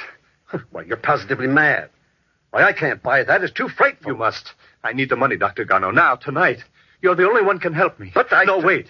Before you answer, I must tell you all this. It's driving me mad. I must tell someone. I'm hunted, traveling by night, sleeping in haystacks in the hills by day, foraging for food up in the mountains, not daring to risk showing myself in town. And all the time haunted by this face you see here, hours on end. Waking up at night to see it staring at me. Seeing it in the food I eat. I tell you, it's driving me insane, I tell you. Long ago, though, when I left Naples, it was midsummer then, when I stowed away on a bark in Naples harbor. Little did I realize then what the future held for me. Yes, and of the new life which awaited me in Genoa. Ah, bravo. That is the exact likeness of the organ grinder, to the very last hair of his mustachio. Oh, Signore, you have great talent. Oh, not yet. Well, I wouldn't be painting on sidewalks for my bread and meat, but I shall be great someday. Someday you shall, if you receive the proper training. When I can afford it, I shall seek a great artist to teach me. But why pay for your training? I will teach you for nothing. You? And who are you? Oh, look closely, my boy. Don't you recognize me? Are you? Is it possible you are Pasquale, the celebrated portrait painter? None other. And you will teach me for nothing? Oh, how can I ever thank you? Oh, don't. Come along now. Where to? To my studio, of course. You are a pupil of mine. Come along. It's not far. A simple but comfortable place on the edge of the city. Away from all the noise and confusion. Away from colonnades and mammoth terraces. Where a man can really work. Oh, I still don't understand why you're doing this. Well, it's really very simple. I'm an old man now. Old and famous. And I have more orders for work than I can possibly take care of. It's about time I hired an assistant. You mean I am a lot of hard work. You see, my heart is not what it should be. I can't work like I used to. Yes, you'll have to work hard. Oh, I can do that all right. Just think, a chance to study under the great... Don't forget, though, I shall use you to good end. Yes, you look like a clean-cut young fellow. Maybe you will have a good influence on my son, Filippo. He's 19. About your age, I would say, and a thoroughgoing rascal. Your industry will set him a good example, I hope. I shall do my best, sir. And then, too, before long, you may meet my daughter, Bianca, when she returns from the seminary. Come along. Come along, or we shall be late for dinner. Oh, Ottavio. Yes? Come here for a moment. Oh, good morning, Pascal.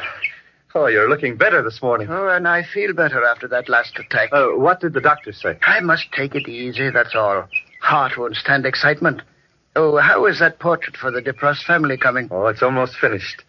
Another 5 hours, perhaps. Well, let it be for now. I have a rush portrait to do for Gaetanos, to hang in the palace at the Strada Balbi. You get on it right away. Bianca will sit for you. Did you rather away? Where is she, anyway? Well, she's out picking flowers, I suppose.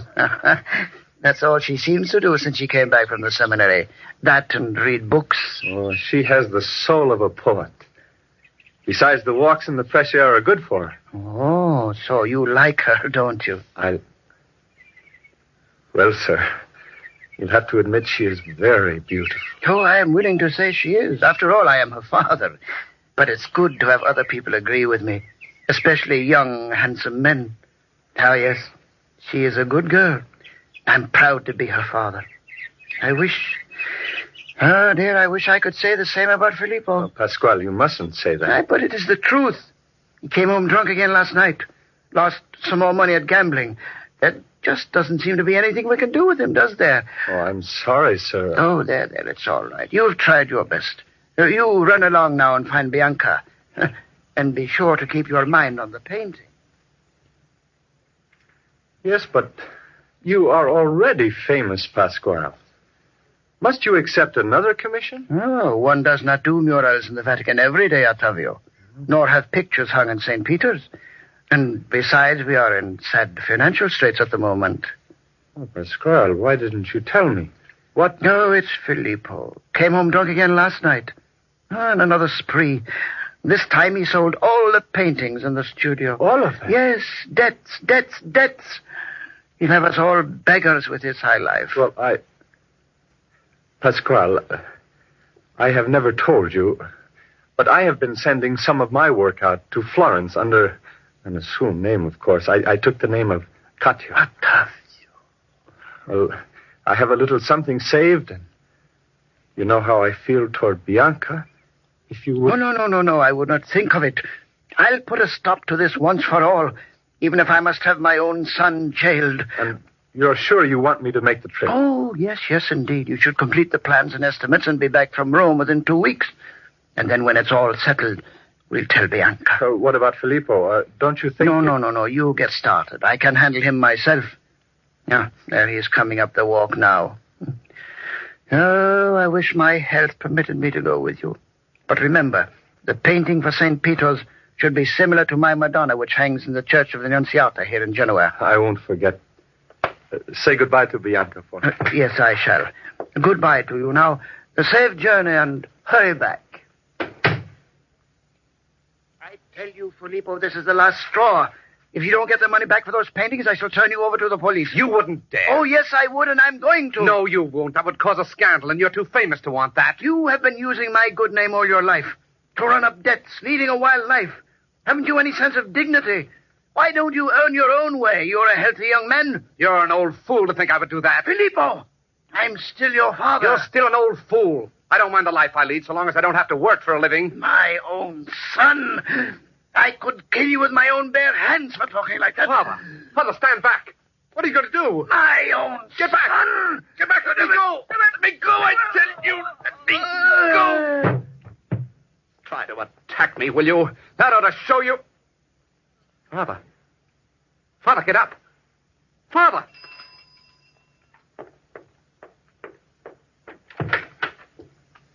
Help me with these packages, Filippo. There. Where's Father? Filippo, what's wrong? Where's Father? In there. On the floor. His heart. Oh, no. Oh, no. Father, speak to me.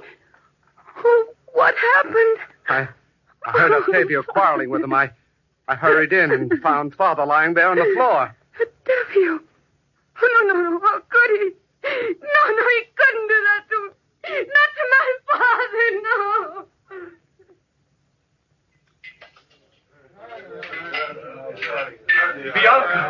Bianca, I searched all over Genoa for you. It's you. Go away. Go away, please. But You heard her. Go away. You killed my father. Killed? Have you lost your senses? Your father dead? Yes. I don't believe it. Filippo, say it's not true. It's true enough. He died of a heart attack after you quarreled with him. After I quarreled with him? Oh, don't act so surprised. Go away now. Can't you see Bianca wants nothing more to do with you? Bianca, look at me. You don't believe that I killed your father? Yes, I do. And my heart, here, it's dead. No, don't say that. It can't be true. You don't really believe I it. have nothing more to say to you. Now will you leave? Nothing more to say. You, Filippo. You're responsible for all this. You and your lies. Yes, you even told me you knew nothing of Bianca's whereabouts when I met you on the street. If I hadn't followed you here, I might never have seen Bianca. No, I wouldn't have seen her. You and your lies. Your lies. Octavio, no. No, put down that knife. Lies, all of it. No, don't. Help! Help! That will close your lying mouth. There. Choke those lying words. Put down that knife. Octavio, stop it. Oh, no. Dead. You've killed him. Flee. Get out of here. You've killed him. His face staring at you. Yes, at you. Out the door, quickly.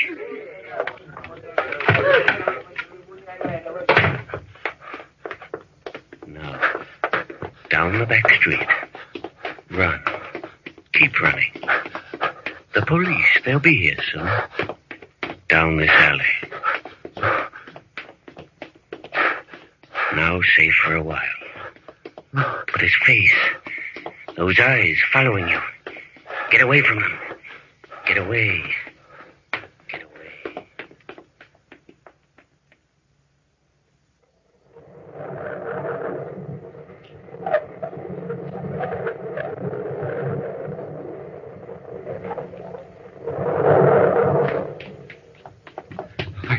I want a room for the night. All right, sir. We have one left on the third floor. Does it face the street? Yes, the corner room. Did you want one facing the court? No. I can't stand to be hemmed in.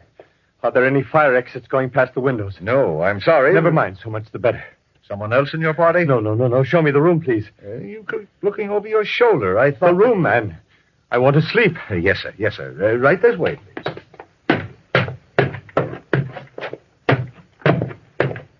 Here it is. Thank you. It's a very comfortable room. Now, if you want anything, just ring. Oh. No. Why? What is it, sir? What's wrong? It's nothing. I thought I saw someone. Oh, why do you draw the curtains? I don't like to have people looking in my windows. But you're on the third floor, and across the street there, those are business houses. You say there are no fire exits outside the window? No, none at all. That will be all. Such a clear night, you really need some air, and such a beautifully full moon. I'll look after my own health if you don't mind. I said that will be all. I'm sorry, sir. Good night. Oh, just a minute, sir. How far are we from the center of town? 6 miles. The Apennines are that way to the west. We're on the outskirts of Genoa here. Thank you. Good night. You want to be called in the morning? No. I'll be up early. Very well, sir. Good night. At last. Alone in this room. I'm safe here. The police will search. They will not know who killed Filippo. They will not know unless... Bianca will tell. You didn't think of that, did you? You must leave. You must get out of Genoa. Now. At once. Yes. Now at once I must. Back to the mountains. I'll be free in the mountains. And the face, it cannot follow me there. No, it cannot follow me there.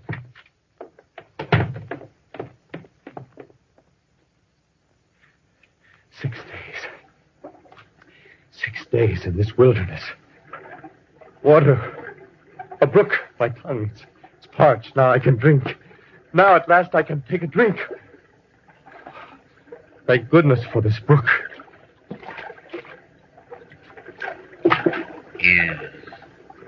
Is that a scar on your face? No, I have no scar. Look closer. There, on your right cheek. It is. It is a scar. But it can't be. I never had one. No, you didn't, did you? But remember, he had one. Yes. Behind you. Look. You! No, there's no one there. But the reflection in the brook. That is my face. The scar. In my hair. Blonde. My hair was always dark. But his was light, remember? He had blonde hair. A scar. My hair turning. It haunts me. His face. Everything about him, even out here. I must get out of these mountains before I go mad. A town. A city in the distance. A campanella. It must be Florence. I must risk going down. I can't bear it up here any longer. I can't bear it. I can't. Dr. Bichetti. Yes, come in. Here, sit down. Cigarette? No, thank you. Mind if I smoke? No, Doctor, No, don't be nervous. I'm your friend. Doctor, look at me.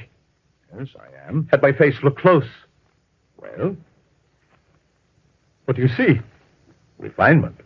Under a heavy beard, of course. Is that all? No marks of any sort, such as a scar? No scar. Are you sure? Positive. Then, doctor, tell me, you're a great doctor. Why do I see a scar on the right side of my face every time I look at myself? How long have you seen this scar? 2 weeks, a month. I've lost track of the exact time. It's horrible. The way it keeps haunting. Yes, I begin to understand. Has an unusual occurrence overtaken your family? Someone close pass away? No. What business is that of yours? I came here to ask about the scar, not to be cross-examined like a... There. Now, I only want to help you. I am sorry, Doctor. Pass away. Family. Oh, yes. My cousin, he died last month. And did he have a scar? Similar to the one you mentioned, I mean? No. Yes, he did. But perhaps Our minds are delicate mechanisms, sometimes hard to control. You undoubtedly were very attached to your cousin, were you not? In a way, we saw a great deal of each other. And no doubt you think of him often. Although why you should imagine that you see... How long since you've worked? I see by the form the nurse gave you to fill out that you're an artist. Several months. No, I can't be sure, but that may explain this phenomenon in part. You should keep yourself occupied. Suppose we start by recommending work. Lots of it. You really think it will help me, Doctor? Definitely. Whatever you say. Just a minute. I know of someone. Do you do portraits, by the way? Portraits? Yes. Well, I can help you then. You can help me? How? What? You're to stop at this address at 11 tomorrow. Ask for Signor Fioro. He'll be expecting you. He's had every artist in Florence do his portrait. Insists his likeness will hang in the palace before he dies. He's a very exacting sitter. Good luck. Doctor, I don't see why you trust me this way. I am a doctor. I like to think of myself as being one to help a fellow man. Now, you need help. Otherwise, you wouldn't be here. But what about your fee? After all, I just can't... You can take care of that after you've proven yourself with Signor Fioro. Yes, after you've satisfied the Signor with your work. One moment more. Now, Signor Fioro. Steady. Well, that'll be enough for today. One last touch. There. No, I must dress now. I have a dinner engagement. I'll have time to sit tomorrow at 2. You know, Octavio, you're a gifted portraitist. The outline was very satisfactory. Now, let me see how you've progressed with the details. Wouldn't you rather wait to see the completed work? Oh, no nonsense. I'm proud of it thus far. Let me see it. If you insist. Oh. No. Well, that's not me. I tried to... What have you done with my portrait? Signor... What have you done to it? Answer me. I don't know. You don't know. You've ruined it. That's what you've done. You've ruined the only picture I've ever considered buying. Look at it. Signor Fioro. Go ahead. Just look at it. Now, is that me, I ask you? Is that me? No, sir. Are those my eyes? Is that my nose, my mouth? Do I have that scar? No. That picture is frightful. Take it out of here. I might have known Dr. Fichetti would send me one of his crazy patients. Take that away from here. You hear me? Get out. Don't ever let me set eyes on you again. Get out. I fled from the man's place, Dr. Giano, into the hills beyond Florence. There, in a simple hut, I set to work to erase forever from my mind the phantom face which haunted me constantly. I set to work to reproduce it on Signor Fioro's canvas. All the ghastly details of the face which stared up at me from the floor at that osteria in Genoa where my victim fell. The protruding eyes, the jagged scar, the teeth glistening like fangs. I poured all the skill of my art, all the power of my emotion into this last desperate attempt to free my soul. And here is the finished work. It represents the hours of torture and agony I've undergone. My atonement, my penance for my crime. You can see it in every brushstroke. You must help me, Dr. Jono. You must buy it. You must. One moment. Those lines, that distinctive brushstroke, excellence of detail. Now, this resembles... This is Caccio's work. You recognize it, then? But of course. Then you are the one who sent those canvases from Geneva. You are Caccio. Yes, Doctor. Now, will you help me? Now, will you buy... But we have some of your work in there being judged. Oh, they are of minor importance. I must have the money. Wait, now. Listen to me. Listen closely. You are a famous man. No. No one but you knows my real identity. Ah, but I'm not the only one who knows your real identity. Who else? I must not be seen here. Wait. Don't run away. I know you're innocent. I believe everything you've told me. I knew your story even before you came here, but I didn't interrupt you because I wanted you to corroborate. Who told you? Bianca. You know Bianca? As a connoisseur of art, should I not know the daughter of the great Pascal? Wait here now. Don't go away. I'll be right back. Bianca? Bianca, come here. No. Yes, Dr. Jono. Come here, my dear. Bianca. He has come back. Octavio. Bianca. Octavio, don't speak. I know all the facts now. I know Philip was lying. Then you will not turn me over to the police for the murder. Listen to me, Octavio. We must go to the police. We must go to them and tell them everything. And I will stand by now. That is wise, Bianca. Octavio is a famous artist. The people love his work. The police will be convinced that he has done penance enough when they see the painting he has painted. By your face, I see that you've suffered much, Octavio. Come with me to the police and free yourself from your pain. To be really free. A free man. I will stand by you. I know you will be free. I have regained my strength already, Bianca. Do I have anything to fear if you will stand beside me?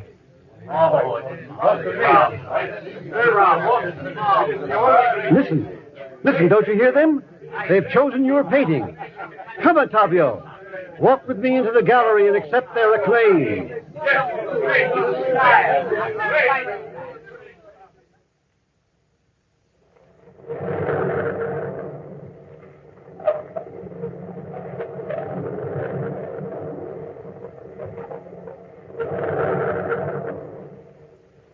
From the time-worn pages of the past, we have brought you The Phantom Picture. Bellkeeper, toll the bell.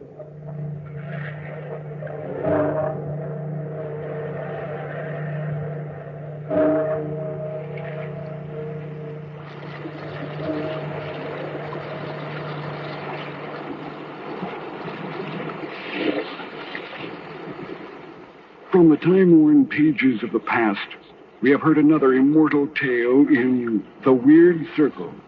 Bellkeeper, toll the bell.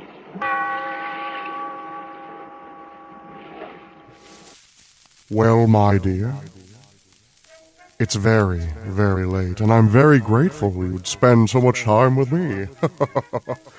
I know tonight felt intense, but sometimes that's a good thing. And I do so hope you'll come back and join me again. I'll be right here, same place, same time, with a smile on my face and a hot cup of tea to warm you as you get your chills. But could you do me one more favor? As you head home, as you make your long, dark march to your humble abode, as you enter your bedroom and check the closet and under the bed, of course, and as you lay your head on that pillow of yours and begin to blink away the day, as you begin to head off to the land of Nod, before you do, before you drift off, take one moment and be thankful for what you have and I'll be seen.